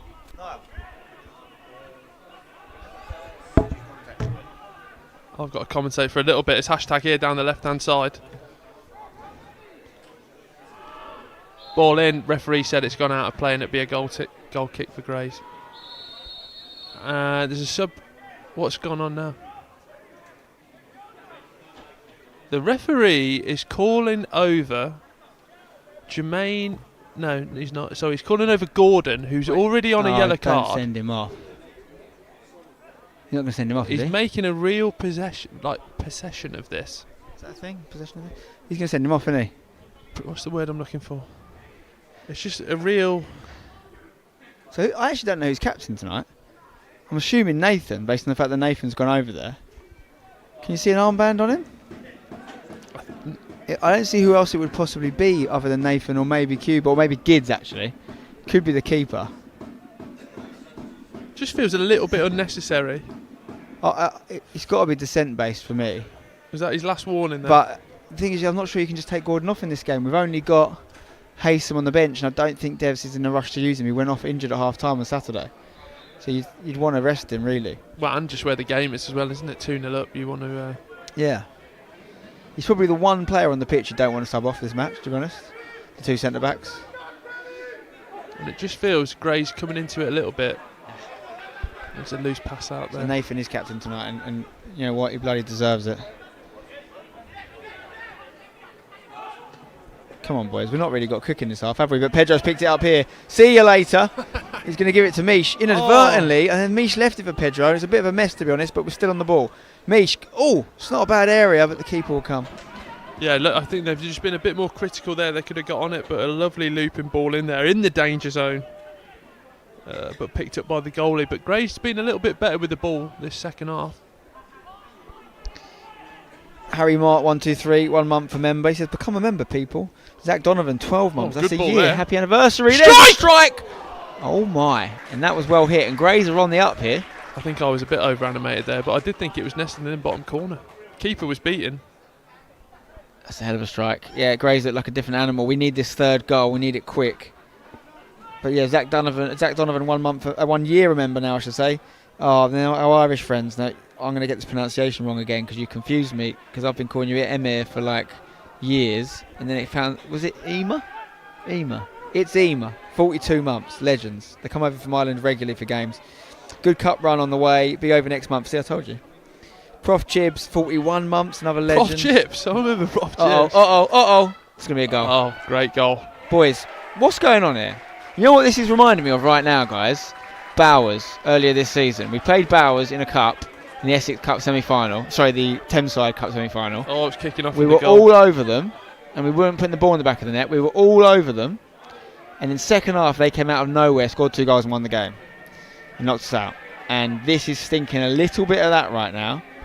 Whatever's happened at half-time, we've come out a different team. It's just like everything in that first half wasn't breaking for him, or there was no intricate passing. But the way he took the ball around the goalkeeper, so cool and so composed. So the man that scored that is Louis Remy. He came off the bench at half-time. He's a regular starter for them. And they've still got Luke Hurst on the bench as well. He's a very, very good goal scorer at step 4 level. He used to play for us. And they didn't start full strength, definitely. They are getting more full strength as they introduce people like Machado and Remy who've come on. And they've still got Aaron Gordon and Hurst who are regular starters. So I'm a bit worried here, Will. Yeah, I mean, it's just a completely different side, isn't it, second half, as a ball goes loose there. But I think hopefully there'll be more chances on the counter-attack for hashtag. Misha. Pedro's not off. Hit that. Finish it, Pedro. Finish it. Straight at the keeper. Felt like a left foot there, really. It needed to be Left bottom curler. right, or it needed to be outside the boot or lefty to the bottom left, but he's just side footed straight at him. Yeah. Or the other option you can do, lesser favoured, but it's the sort of thing that Haaland, I reckon, would do. You just hammer it in the roof of the net from there. Yeah, just go for pure power. Take the keeper's head with it as well. But I think those chances are going to be more frequent, aren't they, on the counter-attacking, pace down the wings, as Grays look to be a bit more further forward with the ball. I think one thing that's really interesting is twice this half we've seen this sort of almost confusion between Mish and Pedro crossing each other's running lines. Yeah. And there is a reason for that. It's because Mish is traditionally not a striker and he's used to having that wider starting position. And he often drifts into it when you play him up front. And that would be my note for Mish. Got you. You know, he scored goals from striker for us this year. But for him to make that position his own, I think he just needs to hold the position a bit more. Lead the line a bit more. Yeah. And here they go again. Now this is the chance, isn't it? If you can get the boys further forward. Lots of space in down here as the fullbacks get forward as well. That's poor use of the ball there, giving it away. That's more akin to what Graves were doing in the first half. Maybe it's... Oh no. my God. This is where you want a right footer. Shoot! Camilo! It's too much. Oh. He had to hit it though, didn't he? Yeah, I mean, if you don't hit that, you don't love football anymore. It was a lovely little chip, little sandwich out the back. But I don't know what's happened there for the... Grays sort of eradicated that from the first half performance, and straight away they put themselves in danger. I mentioned our friendly with Haybridge a few months ago, and Camilo actually did that in that game. He chipped the keeper from just inside his own half. Oh. And it was unbelievable. Unfortunately, we didn't film that match because it was a sort of behind closed doors friendly, so we didn't get it on camera. But I was there, I saw it, and it was a thing of beauty. What's the greatest goal in the hashtag shirt? Oh, there's been a few. I think Jaden Randall scored one last year, which is pretty hard to beat, on the volley from about 25-30 yards out, top corner. That's up there for me. I think Bano scored a few good ones. We had a few in the YouTube days as well. Yeah, there's a couple of contenders for sure. There we go. There's one now. Out. Get rid. He's free in the box. Yeah, Randall's won goal of the year last year, and I think it's probably the best. I don't know, what do you guys think in the chat? Because you'll know a lot of our best goals as well.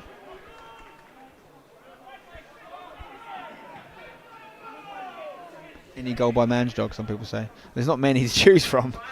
He's got a header in America. He's got our first ever goal. Maybe scored one or two more. It's good stuff here. Camilo looks in for Sakasan, who's come over from the left. He's got Mish in the box to aim at. Pedro alongside him, finds him. Jermaine's carried on his run. Camilo on the turn. Oh. This is a joke. If it ends up in a goal... Oh my God! No, he's put the flag up. He's denied us a top quality goal. And I think you're completely right about this ref, by the way. Because Mish has literally just looked at the lino to say, what? Like, how am I offside? And the ref has like sprinted for Mish. I actually thought the referee was going to know him. That is an unbelievable goal. Someone please rewind that and tell me if he was offside. I'm looking at it myself now. I need to find out. What they're saying, down the right, I mean, the interchange in the box, that's absolutely delightful. He might have been off. He might have been marginally off. But here we go, Gray's down the other end. Camillo's little flick there was dirty. Anderson's got to be careful here, already on a yellow. Ball in Giddens. The chat's saying he was on. I don't know, I just had a little look at it. I can see there's a world where he could have been off, but everyone's saying no. If that is an unfairly outruled goal, that's 4 we should have instead of 2. Yeah. Because I think the first one that was ruled out was. And it's wrong. 2-1 now, isn't it? Imagine if that was like a really close one. Lino, you just let that play. That's one of the best goals ever scored in world football. Yeah, probably the best goal ever in football. It's definitely top 10. Like, and if you're the sponsor, Velocity, you're thinking, in my cup, the greatest goal ever. They can say this is a Velocity pitch, I think. Yeah. They can say it's the pitch that caused it. Do you know what I mean? The transition was at some velocity as well. It was fantastic. Lots of space in these wide areas, though, now as the fullbacks push up, especially like for the wingers. But what you said about the ref, I have to say, I think you're completely right after what I just saw him do when he ran over to Mish then. Just little things that are really unnecessary that are adding tension to the game. And just make people think you're an absolute goon as well, just like the way you move. Do you know what I mean? Like, it's the way he's just like, right, let me... Like a dinner lady. Like, if he was a teacher, he wouldn't be teaching PE. It'd be your geographies, your histories. And not saying that that's derogatory. Nothing wrong with geography teachers. It could be something in the chat. We've got a maths teacher in the chat, Professor Gibbs, mate. He's a professor. Yeah. He's a professor. He's taking it on another level. Quams Akpom with a 9 months. Jermaine Francis a few years ago, I'd say. Are you talking about that sort of scissor kick, Paolo Di Canio-esque goal he scored? Because I think that is decent. I don't know if it's the best ever, but that is decent. We scored a great team goal, didn't we, against Billericay? That was Jermaine Anderson's other goal for the club, actually, that team goal. And that, it depends how you like your goals. Do you like your goals 30 passes deep? No. Or do you like your goals, 30 yards out? Matty Taylor, Portsmouth. Yeah, that's a Pedro strike. Mendes. Feel like a traction engine. Yeah. You get into this game for strikes like that, not for 20 pass moves. Well, we need this third goal, and some would say we've scored it twice. I don't want to say it's a game of two halves, but the way, they've terrible pass there, but the way Grays are bringing it out from the back, the way that they've got a bit more aura about them, I think the kids say these days, Spen. Yeah. Calafiori, the most aura-based footballer currently in the world, would you say? No, I'd probably say Jude Bellingham.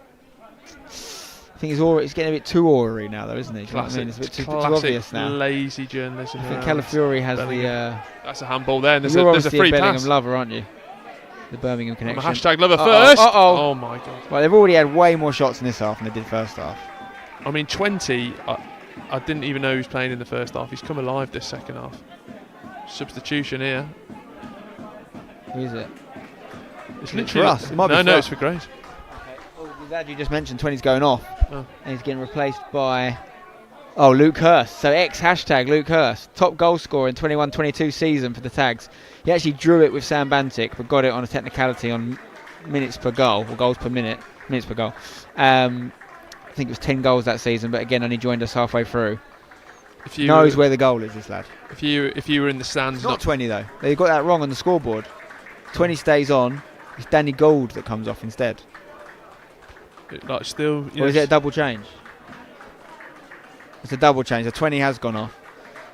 And 11. So Aaron Gordon, the two lads they've just brought on, I think, are both regular starters. They're going for as it. are the other two they brought on. So they're probably now quite close to full strength. I think they lost a centre back in the first half, didn't they? But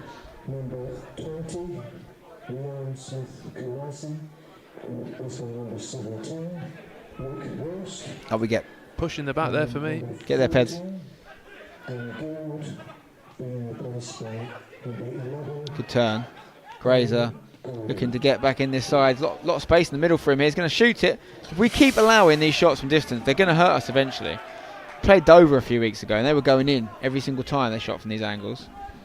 And we can't just hope that they're going to miss the target.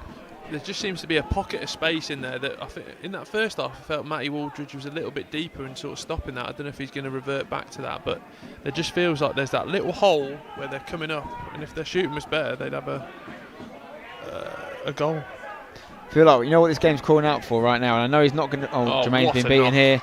They're in the box, Grays looking to equalise. Oh, kids that got a leg to it, and he got there in the end. Like a tarantula moving about there on his back. I think it's inevitable they're going to get an equaliser at this stage unless we change something. Now, what I was going to say there is he's not going to be fully fit. He hasn't played a game in a long time. But Luke May-Parrott is an out-and-out striker on the bench. This could be the game for him. Well, it's just, and there's his real moment, isn't it? Obviously, you said about Mish not being the out-and-out leader of the line. Those long balls coming forward, if you can deal with that as a striker. Oh, that's nice though, isn't it? Yes, Sack. and here we go. Back to Mish on his right foot though. Pulls it up to Camillo. Oh, hit it! Oh. The disguised shot. And there we go. Sakasan, compliments of a deflection, makes it 3-1. You've got to say, the fake shot from Camillo was lovely. Fake me out, I was looking the other way. Lovely goal, lovely finish. And just when you were receiving all that pressure, you soaked it up and you've scored 3-1. Could be night-night now. Yeah, it should be, shouldn't it? Because it's 5th time we put the ball in the back of the net. And, yeah, compliments of a deflection, but the build-up was good. The build-up was nice. Mish started the move. Gets it to Sack, gets it back. Right-footed cross. Fake shot, eventually falls to Sack. I think it was a left-footed shot from Sack. Yeah, it was. And then the deflection into the back of the net. So yeah, we take those. It's sort of like the best and worst, though, isn't it? Like Mish didn't win the header, but then the ball broke down, and then he sort of did what he did best in the first half, and real intricate play, and then it's ended up in a goal. Yes, indeed. And Sunny Salopian loved it. £2 super chat. Have you thought into radio commentary? Yeah, we actually did it once. It's tricky, essentially, if you do like the live radio commentary for games. It's like another platform we've got to plug into from a technical standpoint. We're already recording the audio, often plugging into live streams as well. So it's something that we could do potentially. It's better. So you know what? You know I love my Pat McAfee. It's so much better in America because of like the Sirius sort of network that you can just like plug in. It's like commercial. You get yourself out there. What is it, Mixer? We've used it a few times in the past. We used to do it a bit more.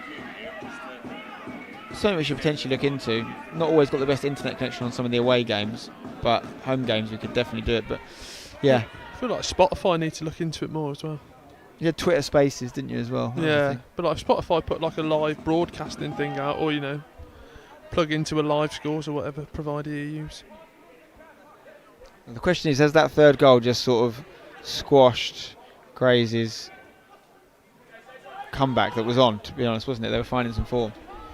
Yeah, we've seen many different versions of Grays today, maybe 50 shades of them, but I think they're in their final form now, and that's a hashtag win. Someone's got it as a sign down there. I nicked it earlier. Double change for the tags. Foxley and Cornhill coming on. Jermaine's going off, scored the second goal. Good little game for him. He's played a lot of minutes recently, so he could use the break. I mean, Matty Waldridge drops into right back. Cornhill just goes straight into centre mid. And Foxley may be coming on for Sack. Yeah, that makes a lot of sense. Sack also played a lot of minutes recently. Could use a break. So 2 goal scorers going off. Yeah. Score of the second and third goal. Sack comes off. I imagine Camillo will either move out wide or Foxley will go out wide. And every time the balls come to them, they both look dangerous and a good night for them, isn't it? I think what's happened is Pedro's going to the left.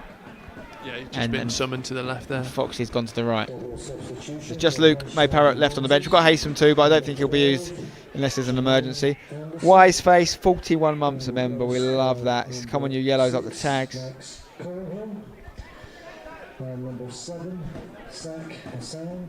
Go on, Mish, nick it.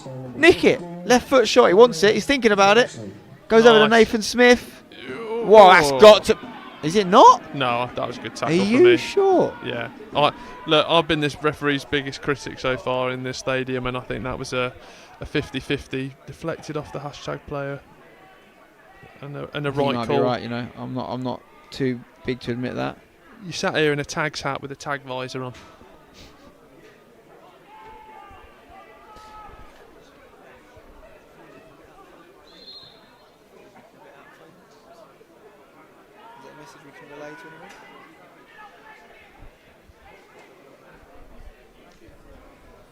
The legacy lives on. 9 months a member.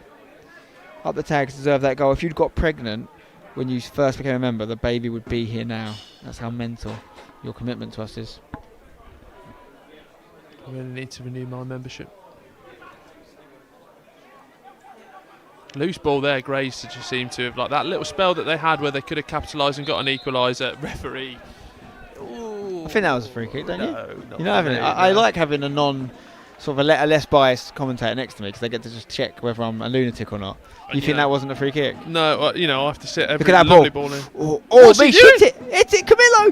Where is it? Cornhill! Io. Oh, late challenge. He evades it. Cornhill gets over to Matty. Sorry, Foxley, actually. We want it on his left foot here, or will he? Yeah. He's still going. Matty Waldridge, can you cross? Foxley in the box, Lee. Back to Matty Waldridge. Cornhill's going to have it. He will just calm this game down now. It's a very calming influence in the middle of the park, Cornhill. Man of the match on Saturday. So good, just using the ball, spraying it around, keeping possession. Cuba to Pedro. Look at that ball for Josh Osoke. Who's going to win the race? Back to the keeper. He's taking a touch. Is the Parrot's not on, is he? No, it's not on yet. I think he's only ever going to get sort of 10-15 today. So still another 10 or so minutes before we see him, I think. It's been very frantic, didn't it? I was just looking at the clock. They're only 22 minutes into the second half. Yeah, halfway through the second half. Just that real spell. 4 Greys, they didn't capitalise. Waldridge looking in behind. Moss controls it. Throws it, gets it out for a throw-in. Jay will be happy. A few players in. I think we had a bit of a bad spell in the first 10 minutes of the second half, didn't we? But other than that, we have dominated the game. We've brought a bit of experience off the bench now as well in Foxley and Cornhill. It's like been a good dominance as well, because I think it's like one thing to say dominant, isn't it? And you can think of a few things, but especially some of the spells that you've had have just been so, they've led to shots, they've led to chances. I know we've hit the ball in the back of the net sort of 5 times in total tonight, but I would love to have had a few more official goals just for a big confidence boost, because it's not like we haven't been capable of it. We could have had more goals tonight for sure. No. But I'm not going to be too greedy. That was greedy. That's like... See, the referee, I first noticed my observation because every time he mentions the ball, he does a really over-exaggerated spherical movement. Well, that is, and that's fine. Official guidebook. Is it? I don't know. You'd have Point read it, is, like, they love it, don't they? Nathan Smith. Oh, it's been read, that pass, and now he's got a problem. Grays bursting forward. They need a goal, and they need it soon if they're going to turn this around. Good switch of play over to the left side here. Gray's trying to get a second. Edge of the box. Shot is on if he can see it. I think Foxy did enough just to put him off. He'd need a firework to bring that down. High, wide, not very handsome. That's what you used to call me. There's another ball on the pitch now. Just felt very lazy, lethargic, that coming inside. A bit more sort of... Southampton were 2-0 up in the League Cup tonight. It's now 2-2 against Stoke. Can't catch a break, can they?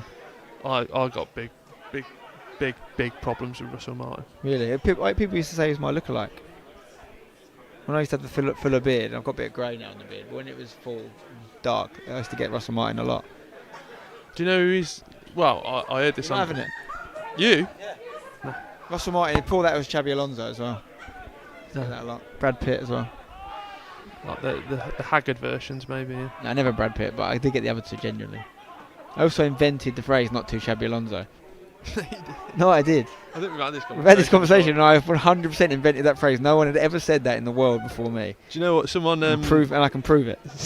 Yeah, but someone mentioned to me the other day. We obviously we worked together for a bit, and some of the streams were bringing out some unbelievable football-based stuff. It's a lovely transition here. There's the man. There's the Pedro. Man. Bit too narrow for Osoke there. And the keeper. We had an immense debate about if Co-op was a supermarket. Yeah, that's a great debate, wasn't it? Yeah. Ultimately, what did it come down to? It came down to, does it have trolleys. Any sort of deli counter, trolleys? Does it have a petrol station associated with it? Yeah. And I think the verdict's still out, to be honest. I think even Co-op got in on the matter, didn't they? Yeah, they someone replied to something. Yeah. I think the main thing I was right. So. Well. Oh my God, we're 4-1 up now. It's 3-1, mate. Sorry, Birmingham City. Sorry. And we had an argument We. whether you called hashtag we or not at the time as well. Yeah. No, I'd say I just feel, that I'm a hashtag fan. And, I subscribe. Or I should be a member. That's You what should be, ultimately really, should be a shouldn't you? member. Yeah, that is Sorry, it. everyone. Sorry, James. Join up now if you want. Join up live, mate, if you want. The signal in here, I'll tell you what. So I'll get the great Wi-Fi. that you got a new I'll get the Wi-Fi. Huh? I've got Wi-Fi. Anyway, this looking at some of these Grays players here. There will be more goals in this game. I think there'll be 2 more goals in this game. Minimum. Nick it. If I was to guess the final score now, I'd say 5-2 hashtag. Sorry, 4-2, I meant 4-2. If it's 5-2, I'll gift 5 memberships. I'll hold you to Can you that. do that on YouTube? Yeah, you can actually. Can you? You can. You can give memberships. Sorry, mate. I think you might have to be a member yourself, though, to do it. I'll do your deal. I will gift 5 memberships if we score 5 goals, Yeah. and any number higher than that is what I'll gift. So if we score 6, I'll gift 6. All Or right, 7, I'll do the same. 7. Who scored here? What was I going Well, to I say? gift 5, then I'll gift 1. I'll give another one.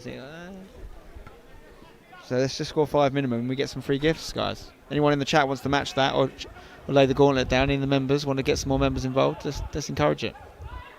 Io to Foxley. Got Mish running beyond him. This is where he wants it on the left foot. It's opened up for him. Tried something a little bit different, didn't he? Sort of fizzed it at the outside of the boot. If that had come off though, and it nearly did. He's looked good, Foxley, since he's come on. Ball in. Oh! That's a nice. Oh, Io fakes it. Still faking it. needs Fake some it width. till you make it. Cornhill. Waldridge get wide. Finds him. He might just fizz this early doors. Yeah, that's a very Matty thing to do. Camilo swung a foot at it. That was lovely. That. Cornhill's Still got a committed decision men to make. forward He's though, getting Grace, chased down aren't they? here. Good I thought he lad. was trying to buy the foul there. Gibbs wants it on his left foot ideally, but he's done well there. Foxley, great flick that is, Might by be the off way. for me. It's an unreal header. Ooh. Just need to calm it down here a little bit. I feel like you were doing that, and Gray's just sort of coming back into it. I'm watching Devs check his watch. He's thinking, when is it time to unleash the parrot?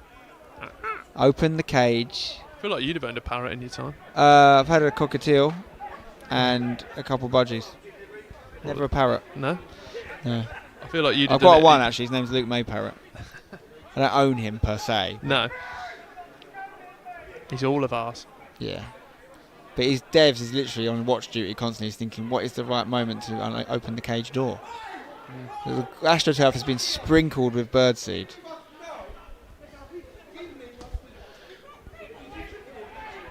Matty, deal with this, deal with this. Look it away. Did Luke go for a little run? I'm so, Not so. can't remember the last time I've been so excited to see a player. Prof Chibs has gifted 5 subs, or 5 Oh memberships as my we call God. them on this channel. And you're in it. You're in it. Go on, Fox. Oh, I needed a better ball. Professor Chibs, you are legendary. Our friend from Chicago. Your friend of mine, Professor Bloody Chibs. 5 of you have just become members for free on Prof Chibs's.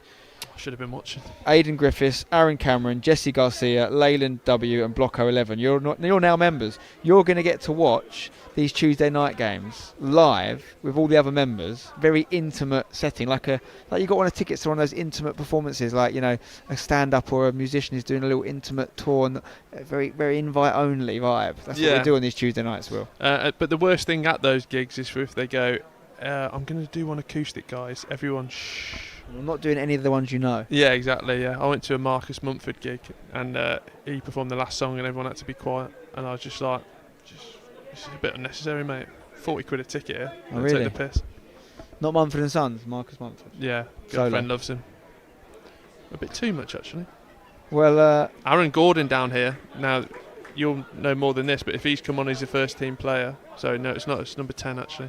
Got that completely wrong. George Craddock. I thought he went off, but he obviously didn't. No, okay. I think his dad Jody did come on for a little bit, and that's the father and son rule in the Velocity Cup. You can bring your dad on. Yeah, anytime, even if I'm not named in the squad. My dad's actually in the committee room right now. He can play this game. Full kit, no shin pads. Which is strange, being a physio. You'd think he'd want to protect his shins. He wears the full kit everywhere though. Here we go. Max has unleashed Pedro. Both very close to 100 appearances now for the tags. Pedro on his left foot puts it across. Cornell's there. Oh, these two! It's a match made in heaven. Pedro Carvalho and Max Cornell. They joined the club at the same time from Bowers. They've played almost the exact amount of games for the tags, which is around the sort of 90 mark, and they've just done a little 1-2 of dreams. Max started to move in his own half, found Pedro, and Max just bombed into that area he absolutely loves to attack, gets the ball back from the Portuguese man and heads it home. Yeah, and even better news for you, Spen. The Parrot is warming up. He's been given a slap on the bum and told, get your top off, get your wings out, fly high, boy, because there's goals for you out there. There really is. And we're on 4. We only need one more, Will, and we're going to have to start gifting some memberships. Lovely stuff. Professor Chib started the train. Joshua Cramp became a member off his own back as well. Max Cornell is the gift that keeps on giving. Honestly, I wish we'd signed him earlier in his career. I really do, because he's 36 now, I think. He hasn't slowed down by any means, but imagine if we'd signed him at 26. Hey. He would have played for us for a decade, easily. Don't be sad because it didn't happen. Smile because it is happening. It's true. It's true. And I do smile. He makes me smile a lot. Yeah, we're getting dangerously close to the 5-goal mark, but I mean, great for you. Great advert. If you're a hashtag fan like me, you might be a dormant one sometimes. You check in, but you're in tonight. You're seeing an absolute clinical performance, and there's going to be plenty more of these to come in. So get yourself as a member. Tuesday club's in session. It's a great comment actually from Oliver Menzagopian in the chat.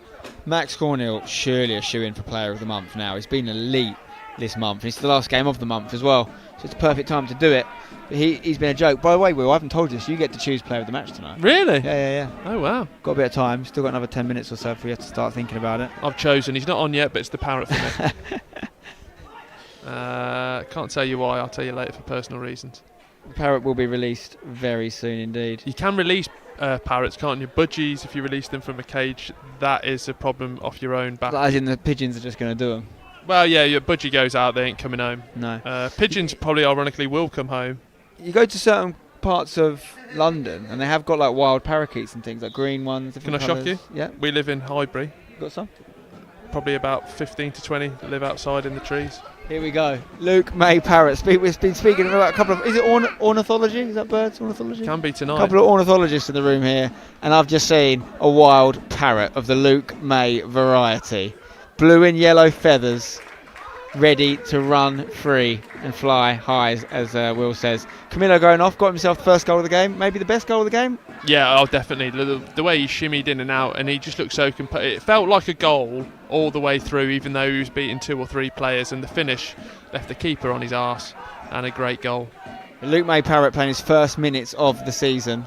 Gray's doing their final substitution as well, so they've done all their subs now. We've still got one more in Harry Haysom if we need him, but this is a really important moment potentially in the season for us. Luke May Parrot returning. He'll be rusty. Let's not expect him to hit the ground running where he left off last season, but we know what he can do. There goes the example of the rustiness there as he falls over. But this guy's a born goal scorer. He's a parrot by name, but he's a rat by nature. Really? The way he plays up there, horrible. You wouldn't want to mark him. Cornell just got stood on his foot there and he's down. Hopefully that's not serious because he's been a joke and he's staying down, and that's not very a Max thing to do. I think he might have hurt himself there. Could be a metatarsal, you know. Grays, though, still looking to get one back here. We're down to 10 because Max is still down on the floor. He looks very uncomfortable, doesn't he? I think he's just been trodden on right on the top of the foot. And this is not good because Max doesn't do this. Now, is he saying foot or is he saying knee? No, he's saying shin, I think. I think the leg has got to come off. He got his foot trod on. But then I didn't know if it was like a secondary, like shin into shin, sort of the way that they came together. Hopefully it's just impact, because Max Cornell had just literally been waxing lyrical about how good he's been. Wax lyrical, Max lyrical. Yeah, nice. I think he's going to get subbed off here. Don't want to criticise you of the physio, but he was just tapping the bottom of his foot. Is that a nature just to see if it's still on there? Is it? It's just a bit of tapper. Yeah, nice. We've got Harry Haysom on the bench. They could just come on and do a job if necessary, but I think it is knee, isn't it? Is it knee? But yeah, it just looked very awkward the way he was And if he's trying to buy a bit of time, get him into WWE, because that is a lovely bit of selling if he is just trying to buy a bit of time. Because I was worried about him the way he was, but this is not a man you want injured, particularly when Joe Christie is going to be out for another couple of weeks, I think. Max is the obvious like-for-like option in there. Jay looks concerned on the touchline. Well, Will, the physio, is saying that Max is going to continue. Great name, great physio. Have you got the 30-second rule down at this level? How long he's got to stay off? Yeah. I don't think they enforce it. If we have, they just do it when they don't fancy it. Right, we're down to 10 here. A little bit like what happened against Dulwich late in the game. Down to 10. It's Max has gone off, but Luke gets his first touch of the season. Actually, there's that kick on the ball there. Into the box. Away. Headed away. Luke, can you get on this? Go on, Luke. He's still got the pace, boys. Keeper's off his line here. He might have thought about that. Yeah, there's some rustiness there for sure. That's fine. Don't mind the rust getting off in the Velocity Cup. Did you say it was a hernia? Yeah, he had an operation a couple of months ago. Is that one that's like a likely one to you keep an eye on, or is it just sort of like a one-off? I'm not an expert, but my understanding is you have the op and you're good. You just need to let it repair, which is what he's done now. So I think it's just a case of injuries, of rustiness and fitness now. Might be some physios in the chat that can give a better insight. Don't need to be a physio to know that one's going to hurt, and that's a foul. I like these mics. Yeah, the lip mics, they're proper commentary mics. That's what the pros use. Can I ask a niche question? Yeah. You know the boards for the substitutes? Yeah. Do you have to have an electric one at this level? Yes, because we lost ours in the summer. They made us buy another one, 500 quid. You're joking. Yeah, it's literally just a little light on a box. You have to buy their specific one as well. You can't just buy your own. I think that's... Oh, get up. Handball. That's a handball all day long. It's a yellow card, no? Because it's a deliberate handball as well. It's a yellow card. I think now what I like, the referee hasn't booked him. Yeah, you like that, don't you? Just because the 4-1 down. Yeah. That's why he didn't allow our third goal as well. Yeah, exactly, yeah. Can I shock you? I like this referee. No, I just think if you're signing up for the league, right, they should give you those, like, provisions as... Oh, good luck. As part of your... It's like getting to Centre Parks and they've left a bit of wood for the fire. Yeah, if only it worked that way. I think it's more actually the opposite, whereby they see you as a way of making money out of you, make you buy a specific board. Cuba sends it long. Luke challenges, going to drop for Mish, who's dropped into the 10 now, I think, with Camillo going off. I know what will be going through Luke's head right now. It will just be, he'll be blowing already, because he won't have the fitness. He won't have been able to be doing enough running for long enough yet. And these sprints will be killing him. But it's just part of the process. Especially when it's like a cold night like tonight. You feel it in your lungs when you breathe. That deep breath. Yeah, he's just got to work through that. Give it a couple of weeks. What's his background? We signed him last year from 2 divisions below, 5th tier, a team called Woodford Town. Right. And he was scoring a lot of goals in that league, and he scored a decent amount in our league, and we signed him. So he's amazing. He's adapted well. Top goal scorer last year. And young. Yeah, I think he's 21 or 22 now, I think. Decent. Foxley doing some little knee ups here. Getting a bit of pressure. Holding on to the ball well. Cornhill. That's nice. a joke, by the way. That is outrageous. Now Misha's got runners. Go back to Pedro. There it is. Oh, no, we've got numbers here. There's the Pedro. Parrot. Look for the parrot. He goes back instead. And Mish on the right foot absolutely shanks it. Goalie's being very urgent. I think you need to be aware of your situation. Craig Burgess has become a member. Craig, welcome. Best decision you've ever made. Best investment for you, your family, and future generations of the Burgess clan you could ever have done there. £5. Money well spent. I feel like there's a lot of Burgesses in the football pyramid. There's a lot of Burgesses in general, actually. Yeah. My mother-in-law's maiden name. Nice. Yeah, Don't look I her was up. actually, yeah. Don't look her up, you weirdo. Already have.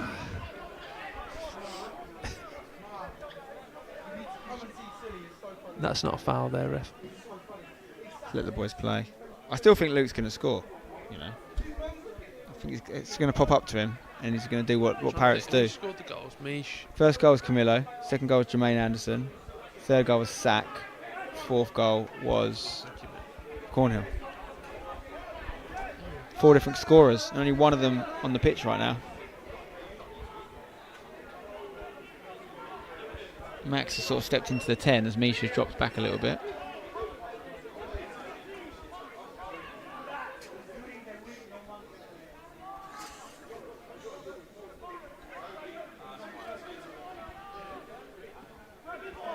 You thinking about man of the match? Yeah, I just want to say the wrong thing. Well, we can talk about it. If you want to as well. What we've done sometimes on the live streams is you can just put 3 or 4 nominees and we can let the chat vote for it. It's up to you. Yeah, all right, let's do that. For me, it's an interactive stream. Let's do that. Yeah, it's nice sometimes to do that. They'll This love club's that as for the well. fans. So Cross comes in.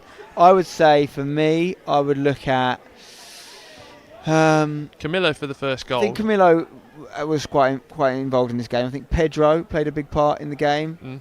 Jermaine has got a goal, obviously. Gordon's looked very strong. Bit of descent.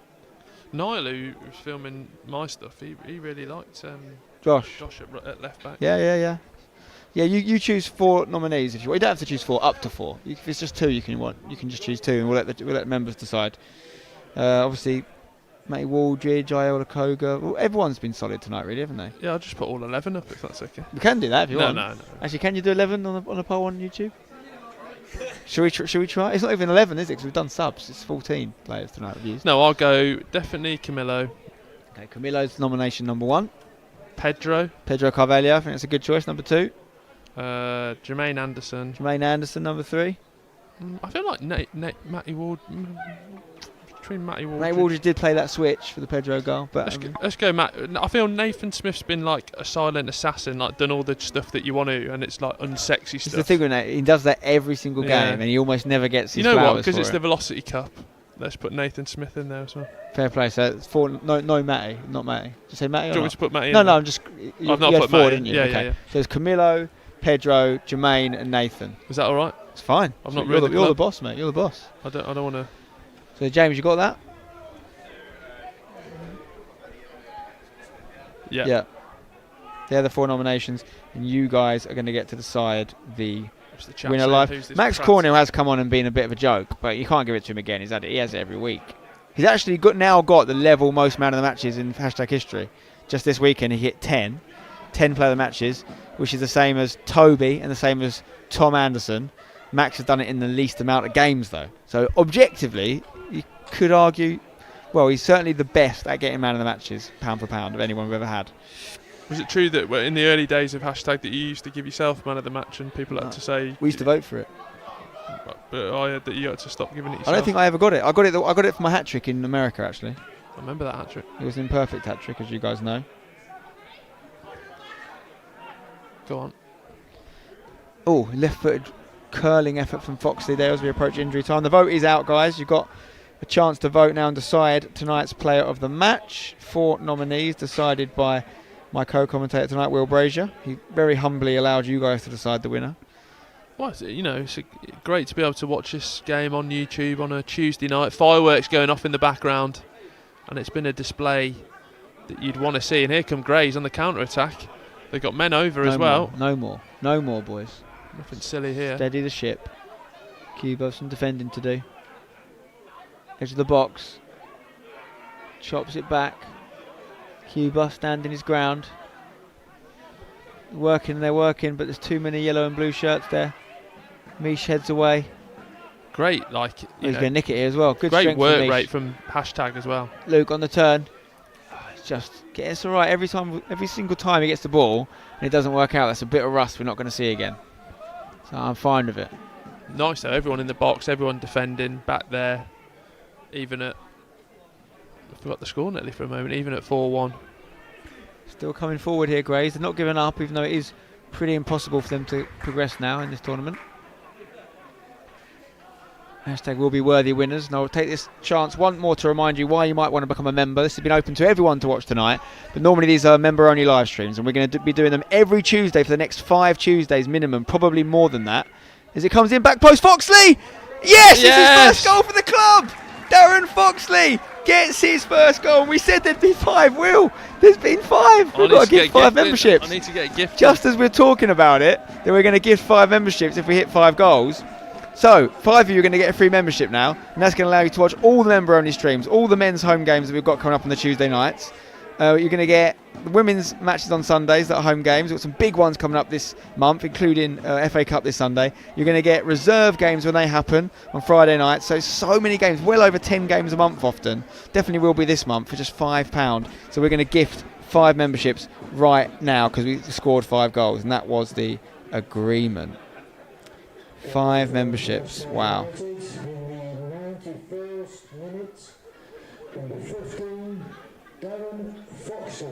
Darren Foxey's first goal for the club, by the way. Do not underestimate the significance of that. You know, it's a Velocity Cup game, but he had to get that monkey off the back, and he's done it, and he's opened his account, and I'm buzzing for him. 5 memberships have been gifted by me. It's Ema, also the $5.99 super chat. Streams usually need to be a member. Live streams, any home games, bar Saturday at 3 p.m. men's, women's, and reserve. £5 some months, could be 10 games. Exactly what I basically just said, so well done. Andy Smith as well became a member. Souls Life became a member, and I just gifted 5 memberships. I'm not sure who got them then. I think Josh Russell got one of them. I think Mitch Buttsworth got one of them. Tom Road, 2700 subs, got one of them. Milo HD and Soninho got the 5th. You're very welcome.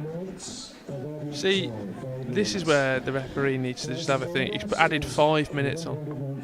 Really? Yeah. Just end. I mean, I'm happy because we might get a 6th, but realistically, got to end, haven't you?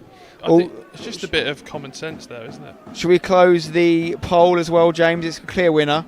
45% of the vote to Camilo Restrepo, 25% for Pedro Carvalho, 21% for Nathan Smith, 10% for Jermaine Anderson, making Camilo Restrepo the official UFL player of the match as chosen by you guys. Well done, Camilo.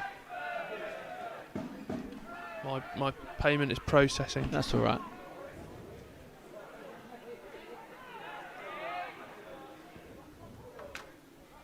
Done. Good lad. Will's just gifted 5 memberships as well. What a hero. It's 10 new members. You guys that become members, make sure you use that membership over the next month. Don't forget to tune into the streams. That's very nice of you, Will. Man of his word.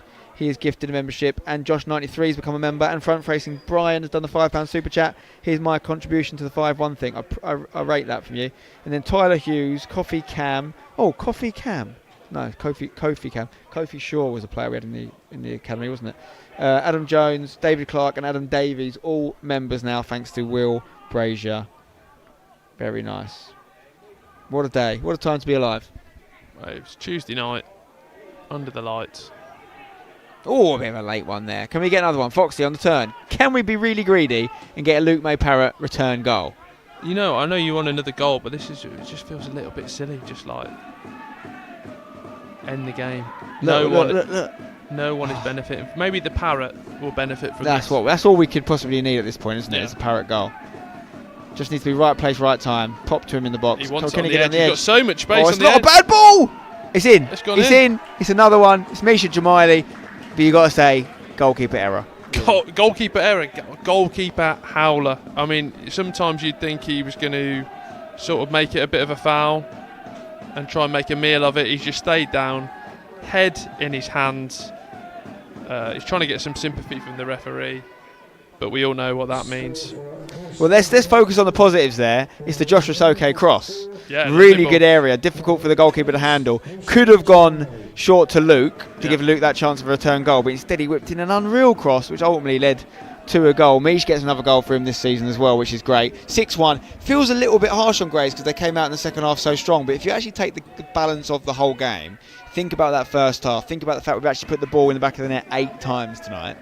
You know, it's a resounding victory, but a deserved one. Yeah, and look, there's players that you said to look out for that are on the fringes of the first team, and Joshua was one of them, and he's put a ball in the corridor of uncertainty, but there's only one certainty in this game, and that's a hashtag win. Yeah, and Pops Midwood has become a member just as that happened. Jumpy Legs, 20 months into their membership now. Great win for the Tags. I've actually got to gift another one because I said I'd do one for every goal above 5. So let's do one more. Bosch coming at you like Cleopatra. See who's going to get it. Bosch. Fantastic night. Bosch. I mean, and it does feel like it's a 5-6-1 game. It's random, by the way. Those of you saying me, it just goes randomly. It's gone to Ben Bishop, so congratulations, Ben, you're a member. And that is the final whistle. All over. 6-1. Biggest result of the season so far. Maybe not expected to have this margin of victory, but a victory that was expected nonetheless. We progress in their second cup competition of the week. So everything's coming up Millhouse at the moment, really. Camillo Restrepo gets player of the match. Will, what did you make of it? Yeah, brilliant. I didn't know what to expect coming down tonight, but it's been an absolutely vintage hashtag performance from the first whistle. That first 5 to 10 minutes, setting the tempo straight out the gate. Fantastic goals, lovely bit of quality.